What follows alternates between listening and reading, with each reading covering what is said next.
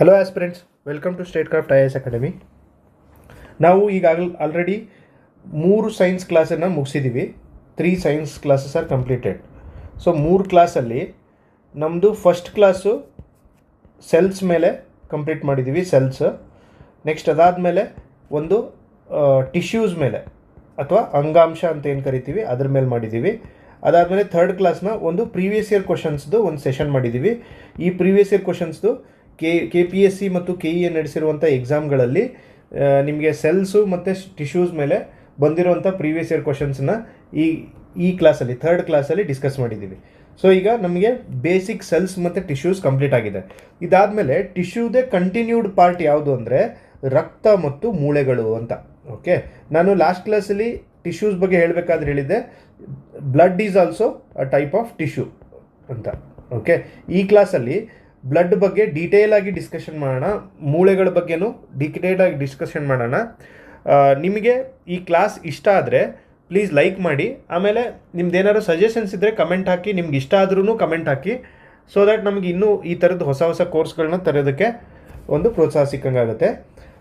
ಈ ಕ್ಲಾಸನ್ನು ಸ್ಟಾರ್ಟ್ ಮಾಡೋಣ. ಅದಕ್ಕಿಂತ ಮುಂಚೆ ಒಂದು ಸ್ಮಾಲ್ ಅನೌನ್ಸ್ಮೆಂಟ್ ಏನಿದೆ ಅಂದರೆ, ನಿಮಗೆ ಈ ವಿಡಿಯೋ ಕೆಳಗಡೆ ಸ್ಟೇಟ್ ಕ್ರಾಫ್ಟ್ IAS ಅಕಾಡೆಮಿ ಕಡೆಯಿಂದ ನಾವು ಪ್ರೊವೈಡ್ ಮಾಡ್ತಿರುವಂಥ ಕೆಲವೊಂದು ನೋಟ್ಸ್ಗಳ ಲಿಸ್ಟು ಕೆಳಗಡೆ ಇದೆ. ಒಂದು ಸ್ಟೋರ್ ಇದೆ.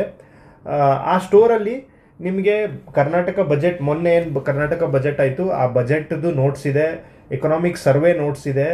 ಎಕನಾಮಿಕ್ ಸರ್ವೆ ಮೊನ್ನೆ ಬಂದಂಥ ಎಕನಾಮಿಕ್ ಸರ್ವೇದು ನಿಮಗೆ ಕಂಪ್ಲೀಟಾಗಿ ನೋಟ್ಸ್ ರೆಡಿಯಾಗಿದೆ. ಅದ್ರ ಜೊತೆಗೆ ನಿಮಗೆ ಏನು ಗ್ರೂಪ್ ಸಿದು 1 ಲೈನರ್ ಫ್ಯಾಕ್ಟ್ಸ್ ಇದೆ. ಅದಾದಮೇಲೆ ಕಂಪ್ಯೂಟರ್ ಬುಕ್ಸ್ ಇದೆ. ಸೊ ಈ ಥರ ಡಿಫ್ರೆಂಟ್ ಎಲ್ಲ ಬುಕ್ಸನ್ನು ನಾವು ರೆಡಿ ಮಾಡಿದ್ದೀವಿ. ಆ ಬುಕ್ಸ್ ನಿಮಗೆ ಇಷ್ಟ ಆದರೆ ನೀವು ಪ್ಲೀಸ್ ಅದನ್ನು ಪರ್ಚೇಸ್ ಮಾಡ್ಕೊಳ್ಳಿ. ನಿಮಗೆ ಒಂದು ಸಿಂಪಲ್ ತೋರಿಸ್ಬೇಕು ಅಂದರೆ, ಈ ಫ್ಯಾಕ್ಟ್ ಶಾರ್ಟ್ಸ್ ಅಂತ ಏನು ಬುಕ್ ಇದೆ ಜನರಲ್ ನಾಲೆಜ್ದು, ಇದು ನಿಮಗೆ ಗ್ರೂಪ್ ಸಿಯಲ್ಲಿ ಬರುವಂಥ 1 ಲೈನರ್ಸ್ ಕ್ವಶನ್ಸ್ ಏನು ಬರುತ್ತೆ ಆ ಥರದ್ದು 1 ಲೈನರ್ಸನ್ನು ಬೇರೆ ಎಕ್ಸಾಮ್ಸಲ್ಲಿ ಕೇಳಿರುವಂಥ 1 ಲೈನರ್ಸನ್ನು ಟೋಟಲ್ 25,000 ಕ್ವಶನ್ಸ್ಗಳನ್ನ ಕವರ್ ಮಾಡಿದ್ದೀವಿ. ಸೊ ಈ ಬುಕ್ಕು 213 ಪೇಜಸ್ ಇದೆ. ಈ 213 ಪೇಜಸಲ್ಲಿ ನಿಮ್ಗೆ ಡಿಫ್ರೆಂಟ್ ಸಬ್ಜೆಕ್ಟ್, ಈಗ ಹಿಸ್ಟ್ರಿ, ಪಾಲಿಟಿ, ನಿಮ್ಮದು ಎನ್ವಿರಾನ್ಮೆಂಟು, ಸೈನ್ಸ್ ಆ್ಯಂಡ್ ಟೆಕ್ನಾಲಜಿ, ಇದೆಲ್ಲ ಸಬ್ಜೆಕ್ಟಲ್ಲೂ 1 ಲೈನರ್ ಕ್ವಶನ್ಗಳು ಏನೇನು ಬಂದಿದೆ ಅದನ್ನ ಎಲ್ಲ ಕ್ವಶನ್ಗಳನ್ನ ನಾವು ಸರಿಯಾಗಿ ಸ್ಟ್ರೀಮ್ಲೈನ್ ಮಾಡಿ ಒಂದು ಫ್ಯಾಕ್ಟ್ ಶೀಟ್ ಥರ ಮಾಡಿದ್ದೀವಿ. ಸೊ ನಿಮಗೆ ಅರೌಂಡ್ 25,000 ಕ್ವಶನ್ಸು ಇದು ಒಂದೇ ಒಂದು ಬುಕ್ಸಿಂದ ಕವರ್ ಆಗುತ್ತೆ. ಸೊ ಇದನ್ನು ನಿಮ್ಗೆ ಇಷ್ಟ ಆದರೆ ಈ ಬುಕ್ಕನ್ನ ಪರ್ಚೇಸ್ ಮಾಡಿ. Okay, let's continue the class. ಈಗ ಫಸ್ಟು ರಕ್ತದ ಬಗ್ಗೆ ಅಥವಾ ಬ್ಲಡ್ ಬಗ್ಗೆ ನೋಡೋಣ. ಓಕೆ, ರಕ್ತದ ಮೂಲಭೂತ ಅಂಶಗಳು ಮತ್ತು ಪ್ಲಾಸ್ಮಾ ಸಂಯೋಜನೆ ಅಂತ ಟಾಪಿಕ್ ಹೆಸರು ನಮಗೆ. ಸೊ ಇದನ್ನು ನಾವು ಲಾಸ್ಟ್ ಕ್ಲಾಸಲ್ಲಿ ನೋಡಿದ್ವಿ, ರಕ್ತದ ಮೂಲಭೂತ ಸಂಯೋಜನೆ ಯಾವ ಥರ ಇರುತ್ತೆ ಅಂತ. ಸೊ ಇಲ್ಲಿ ನಾವು ನೋಡಿದಂಗೆ ಪ್ಲಾಸ್ಮಾ 55% ಇರುತ್ತೆ, ಆಮೇಲೆ ಬ್ಲಡ್ ಸೆಲ್ಸು 45% ಇರುತ್ತೆ, ಉಳಿದಿದ್ದು ಏನಂತ ನೋಡಿ. ಇಲ್ಲಿ ನಿಮಗೆ ಕೆಲವೊಂದು ಜನರಲ್ ಪಾಯಿಂಟ್ಸ್ ಇದೆ. ನಾನು ಸ್ಟಾರ್ ಮಾರ್ಕ್ ಹಾಕಿರೋದನ್ನು ಪ್ಲೀಸ್ ನೋಟ್ಸಲ್ಲಿ ನೀವು ಬರ್ಕೊಳ್ಳಿ, ಬಿಕಾಸ್ ಈ ಕ್ವಶನ್ಸ್ಗಳು ಎಕ್ಸಾಮಲ್ಲಿ ಬರುತ್ತೆ. ನಿಮಗೆ ಈ ಕೋರ್ಸ್ ಯಾವ ಥರ ಡಿಸೈನ್ ಆಗಿದೆ ಅಂದರೆ, ಇದೆಲ್ಲ ನೋಟ್ಸ್ ಕೂಡ, ಇದೇನು ನೀವು ನೋಟ್ಸ್ ನೋಡ್ತಾ ಇದ್ದೀರಿ, ಇದೆಲ್ಲ NCERT 6th to 12th ಬುಕ್ಕಿಂದ ತಗೊಂಡಿರೋದು. ಪ್ಲಸ್ ಅದ್ರ ಜೊತೆಗೆ ನಿಮಗೆ ನಿಮ್ಮ ಸ್ಟೇಟ್ ಗೌರ್ಮೆಂಟ್ಸ್ದು ಬುಕ್ಸ್ ಏನಿದೆ ಅದು ಕೂಡ ಏನು ಮಿಸ್ ಆಗದೆ ಇರೋ ಥರ ಆ ಸ್ಟೇಟ್ ಗೌರ್ಮೆಂಟ್ ಬುಕ್ಸ್ನೂ ಕವರ್ ಮಾಡಲಾಗಿದೆ. ಅದ್ರ ಜೊತೆಗೆ previous year questions of KPSC, KEA, even UPSC, CDS ಬೇರೆ ಎಕ್ಸಾಮಲ್ಲಿ ಕೇಳಬಹುದಾದಂಥ ಕೇಳಿರುವಂಥ ಕ್ವಶನ್ಗಳನ್ನ ಇದರಲ್ಲಿ ಕನ್ನಡದಲ್ಲಿ ಮಾಡಿ ನಿಮಗೆ ಕೊಡಲಾಗಿದೆ. ಸೊ ಅದಕ್ಕೋಸ್ಕರ ಇದನ್ನು ನೀಟಾಗಿ ಬರ್ಕೊಳ್ಳಿ, ನೋಟ್ಸ್ ಮಾಡ್ಕೊಳ್ಳಿ. ನಾನಿಲ್ಲಿ ನಿಮಗೆ ಇಂಪಾರ್ಟೆಂಟ್ ಇರುವಂಥ ಫ್ಯಾಕ್ಟ್ಸ್ ಮೇಲೆ ಸ್ಟಾರ್ ಮಾರ್ಕ್ ಹಾಕ್ತೀನಿ, ಅದು ನಿಮಗೆ ಎಕ್ಸಾಮಿಗೆ ಬರುವಂಥ ಪ್ರೊಬಬಿಲಿಟಿ ಜಾಸ್ತಿ ಇರುತ್ತೆ. ಓಕೆ, ಫಸ್ಟ್ ಪಾಯಿಂಟ್ ನೋಡಿ, ಇದು ದ್ರವರೂಪಿ ಸಂಯೋಜಕ ಅಂಗಾಂಶ ಅಂತ ಒಂದು ಪಾಯಿಂಟ್ ಹಾಕಿದ್ದೀನಿ. ಸೊ ಇದನ್ನು ನಾವು ಆಲ್ರೆಡಿ ಲಾಸ್ಟ್ ಕ್ಲಾಸಲ್ಲಿ ಸಂಯೋಜಕ ಅಂಗಾಂಶ ಅಂದರೆ ಏನು ಅಂತ ಕೇಳಿದ್ದೀವಿ. ನೀವು ಲಾಸ್ಟ್ ಕ್ಲಾಸ್ ನೋಡಿಲ್ಲ ಅಂದರೆ first class, second class, third class ನೋಡಿ ಈ 4th ಕ್ಲಾಸಿಗೆ ನೀವು ನೋಡಿ. ಸೊ ಅಂದರೆ ನಿಮಗೆ ಒಂದು ಕಂಟಿನ್ಯೂಟಿಯಲ್ಲಿ ತುಂಬ ಚೆನ್ನಾಗಿ ಅರ್ಥ ಆಗುತ್ತೆ. ಅದೇ ಥರ ನೆಕ್ಸ್ಟ್ ಪಾಯಿಂಟ್ ಏನಿದೆ ಅಂದರೆ, ಮಾನವನ ದೇಹದಲ್ಲಿ 5.5 ಲೀಟರ್ ರಕ್ತ ಇರುತ್ತೆ ಅಂತಿದೆ. ಈ ಕ್ವಶನ್ನು ಸುಮಾರು ಎಕ್ಸಾಮಲ್ಲಿ ಕೇಳಿದ್ದಾರೆ. ಸೊ ಅಂದಾಜು ಮಾನವನ ದೇಹದಲ್ಲಿ ಎಷ್ಟು ಲೀಟರ್ ರಕ್ತ ಇರುತ್ತೆ ಅಂತ ಕೇಳಿದ್ದಾರೆ. ನಿಮಗೆ ಇಲ್ಲೊಂದು ಕ್ಯಾಚ್ ಇದೆ, ಇದು ಮೊನ್ನೆ ನಡೆದಂಥ SSC ಎಕ್ಸಾಮಲ್ಲಿ ಈ ಕ್ವಶನ್ನ ಕೇಳಿದ್ದಾರೆ. ಸ್ಟಾಫ್ ಸೆಲೆಕ್ಷನ್ ಕಮಿಷನ್ ಅವ್ರು ಏನು ಎಕ್ಸಾಮ್ ನಡೆಸ್ತಾರೆ SSCದವರು, ಇವರು SSC CGL ಅಂತ ಒಂದು ಎಕ್ಸಾಮ್ ನಡೀತಾರೆ. ನಿಮಗೆಲ್ಲ ಗೊತ್ತಿರೋ ಥರ ಈ SSC CGL ಎಕ್ಸಾಮಲ್ಲಿ ನೀವು CBI ಆಫೀಸರು, ಎನ್ಫೋರ್ಸ್ಮೆಂಟ್ ಡೈರೆಕ್ಟರು ಈ ಥರದ್ದು ಜಾಬ್ಸಿಗೆ ಜಾಯ್ನ್ ಆಗ್ತಿರಲ್ಲ, ಆ ಎಕ್ಸಾಮಲ್ಲಿ ಅದು ಕೂಡ ಸ್ಟ್ಯಾಂಡರ್ಡ್ ಎಕ್ಸಾಮ್. ಆ ಎಕ್ಸಾಮಲ್ಲಿ ಇದನ್ನು ಕೇಳಿದ್ದಾರೆ, ಮಾನವನ ದೇಹದ ತೂಕದ ಎಷ್ಟು % ರಕ್ತ ಇರುತ್ತೆ ಅಂತ. ಸೊ ನಿಮಗೆ ಈ ಕ್ವಶನ್ನು ನಿಮ್ಮ KEAದಲ್ಲಿ ಬರುವಂಥ ಚಾನ್ಸಸ್ ಜಾಸ್ತಿ ಇದೆ, ಅಥವಾ KPSCಲಿ ಮುಂದೆ ನಡೆಸುವಂಥ ಎಕ್ಸಾಮಲ್ಲಿ ಕೇಳುವಂಥ ಚಾನ್ಸಸ್ ಜಾಸ್ತಿ ಇದೆ. ಸೊ ಮಾನವನ ದೇಹದ ತೂಕದ 8% ರಕ್ತ ಇರುತ್ತೆ ಅಂತ ಅಂದಾಜು, ಇದೊಂದು ಅಂದಾಜು ಇದು. ಸೊ ಅಪ್ರಾಕ್ಸಿಮೇಟ್ಲಿ 8% ಅಂತ ನೆನ್ಪಿಟ್ಕೋಬೇಕು ನೀವು. ಅದ್ರ ಜೊತೆಗೆ ಎಷ್ಟು ಲೀಟರ್ ರಕ್ತ ಇರುತ್ತೆ ಅಂತಂದರೆ ಅಂದಾಜು 5.5 ಲೀಟರ್ ರಕ್ತ ಇರುತ್ತೆ ಅಂತ.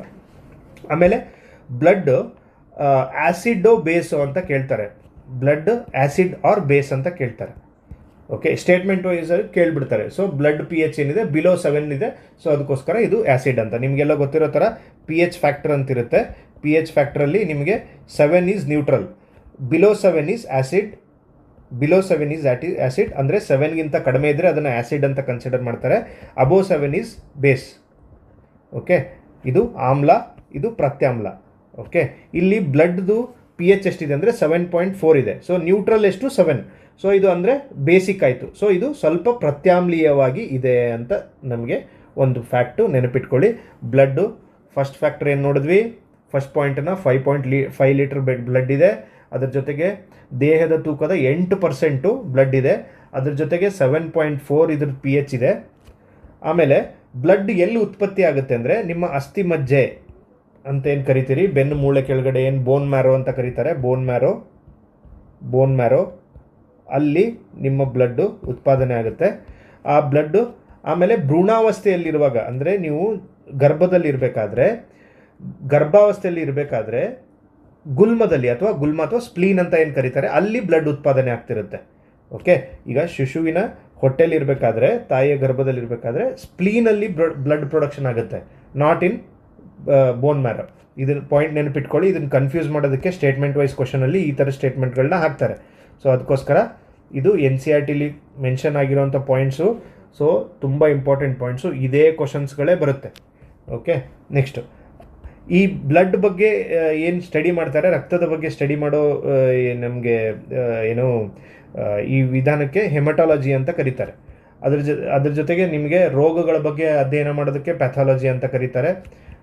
ಆಮೇಲೆ ಇದು ರಕ್ತ ಚಲಾವಣೆಯನ್ನು ಕಂಡುಹಿಡಿದವ್ರು ಯಾರು ಅಂತಂದರೆ ಡಾಕ್ಟರ್ ವಿಲಿಯಂ ಹಾರ್ವೆ ಅನ್ನೋರು. ಇದು ಕೂಡ ಇಂಪಾರ್ಟೆಂಟು. ಗ್ರೂಪ್ ಸಿಯಲ್ಲಿ ನಿಮಗೆ ಕ್ವಶನ್ಸ್ ಬರೋ ಚಾನ್ಸಸ್ ಇರುತ್ತೆ.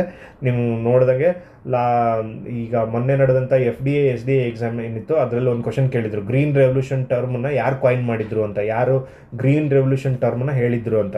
ಸೊ ಈ ಥರದ ಕ್ವಶನ್ಸ್ಗಳು ಗ್ರೂಪ್ ಸಿಯಲ್ಲಿ ಬರೋದ್ರಿಂದ ಇದು ನಿಮಗೆ ಈಸಿಯಾಗಿ ಒಂದು ಮಾರ್ಕ್ಸ್ ತಂದು ಕೊಡುತ್ತೆ. ಸೊ ಅದಕ್ಕೋಸ್ಕರ ಬ್ಲಡ್ ಸರ್ಕ್ಯುಲೇಷನನ್ನು ಕಂಡುಹಿಡಿದವ್ರು ಯಾರು ಅಂದರೆ ಡಾಕ್ಟರ್ ವಿಲಿಯಂ ಹಾರ್ವೆ ಅನ್ನೋರು. ನಾವು ಅದೇ ಥರ ಹಿಂದೆ ಕ್ಲಾಸಲ್ಲಿ ಡಿಸ್ಕಸ್ ಮಾಡಿದ್ವಿ. ನಿಮ್ಗೆ ನೆನಪಿದ್ರೆ ಕಮೆಂಟ್ ಬಾಕ್ಸಲ್ಲಿ ಕಮೆಂಟ್ ಹಾಕ್ತಿ. ನ್ಯೂಕ್ಲಿಯಸನ್ನು ಕಂಡುಹಿಡಿದವ್ರು ಯಾರು, ಸೆಲ್ಲನ್ನು ಕಂಡುಹಿಡಿದವ್ರು ಯಾರು.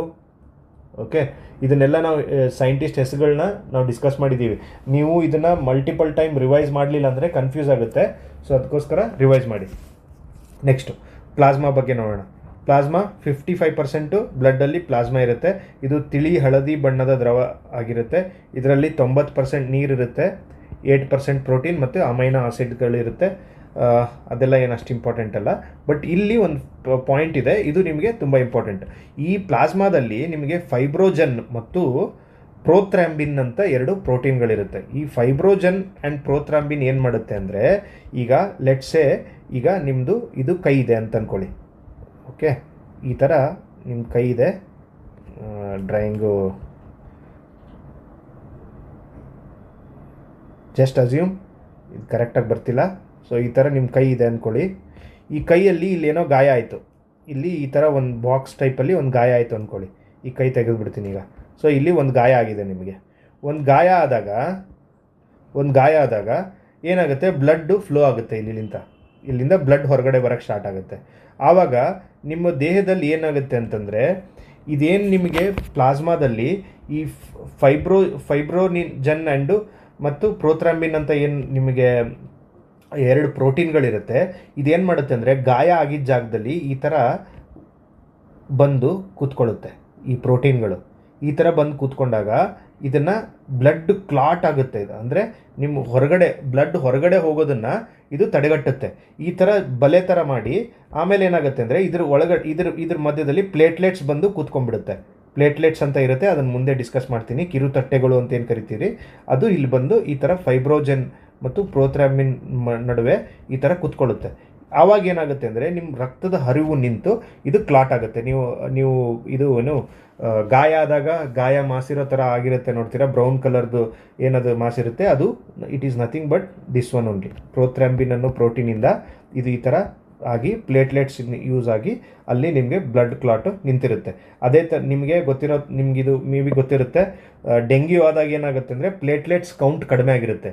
ಡೆಂಗ್ಯೂ ಡಿಸೀಸ್ ಆದಾಗ ಪ್ಲೇಟ್ಲೆಟ್ಸ್ ಕೌಂಟ್ ಕಡಿಮೆ ಆಗಿರುತ್ತೆ. ಅದಕ್ಕೆ ಡೆಂಗ್ಯೂ ಡಿಸೀಸ್ ನಿಮ್ಮ ಪ್ಲೇಟ್ಲೆಟ್ ಕಡಿಮೆ ಆಗಿರೋದ್ರಿಂದ ಅಕಸ್ಮಾತ್ ಏನಾದ್ರು ಗಾಯ ಆದರೆ ಅಥವಾ ಇಂಟರ್ನಲ್ ಏನಾದ್ರು ಡ್ಯಾಮೇಜ್ ಆದರೆ, ನಿಮಗೆ ಇಂಟರ್ನಲ್ ಆರ್ಗನ್ಸ್ ಡ್ಯಾಮೇಜ್ ಆದರೆ ಕಂಟಿನ್ಯೂಸ್ ಬ್ಲಡ್ ಫ್ಲೋ ಆಗಿ ಸಾಯುವಂಥ ಚಾನ್ಸ್ ಕೂಡ ತುಂಬ ಇರುತ್ತೆ. ಸೊ ಅದಕ್ಕೋಸ್ಕರ ಈ ಪ್ರೋಥ್ರಾಂಬಿನ್ ಪ್ರೋಟೀನು ತುಂಬ ಇಂಪಾರ್ಟೆಂಟ್ ಆದಂಥ ಪ್ರೋಟೀನ್ ಇದು. ಓಕೆ, ನೆಕ್ಸ್ಟು ಬ್ಲಡ್ಡಲ್ಲಿ ನಮಗೆ 3 ಥರ ನಾವು ಡಿವೈಡ್ ಮಾಡ್ತೀವಿ ಬ್ಲಡ್ಡಲ್ಲಿ ಕಾಂಪೋನೆಂಟ್ಸನ್ನು. ಫಸ್ಟ್ ಒನ್ RBC, WBC ಮತ್ತು ಪ್ಲೇಟ್ಲೆಟ್ಸ್ ಅಂತ. RBCಗೆ ಎರಿಥ್ರೋಸೈಟ್ಸ್ ಅಂತ ಕೂಡ ಕರೀತಾರೆ, ಇದಕ್ಕೆ ಲ್ಯೂಕೋಸೈಟ್ಸ್ ಅಂತಾರೆ, ಇದು ಪ್ಲೇಟ್ಲೆಟ್ಸು. ಇವು ಹೆಸರು ಕೂಡ ನೆನಪಿಟ್ಕೊಳ್ಳಿ. ಸಮ್ಟೈಮ್ಸ್ RBC ಬದಲು ಎರಿಥ್ರೋಸೈಟ್ಸ್ ಅಂತ ಗೊತ್ತಾಗ ಕನ್ಫ್ಯೂಸ್ ಆಗಬಾರ್ದು ನೀವು.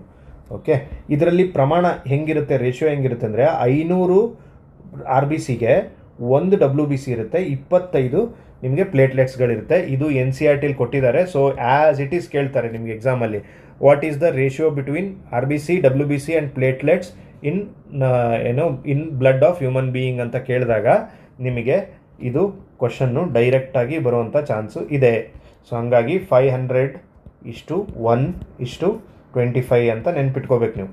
ಸೊ 500 RBC ಇದ್ದರೆ 1 WBC ಇರುತ್ತೆ, 25 ನಿಮಗೆ ಪ್ಲೇಟ್ಲೆಟ್ಸ್ ಇರುತ್ತೆ. RBC ಯಾವ ಥರ ಇರುತ್ತೆ, ರೆಡ್ ಬ್ಲಡ್ ಸೆಲ್ಸ್ ಯಾವ ಥರ ಇರುತ್ತೆ ಅಂದರೆ ರೌಂಡ್ ಇರುತ್ತೆ ಮತ್ತು ತಟ್ಟೆ ಥರ ಇರುತ್ತೆ. ಇಲ್ಲಿದೆ ನೋಡಿ, ಈ ಶೇಪಲ್ಲಿ ಇರುತ್ತೆ ಇದು. ಸೊ ಇಲ್ಲಿ ನಿಮಗೆ ಚಿತ್ರ ತೆಗೆದು ತೋರಿಸ್ಬೇಕು ಅಂದರೆ ಈ ಥರ ಇರುತ್ತೆ ಅದು.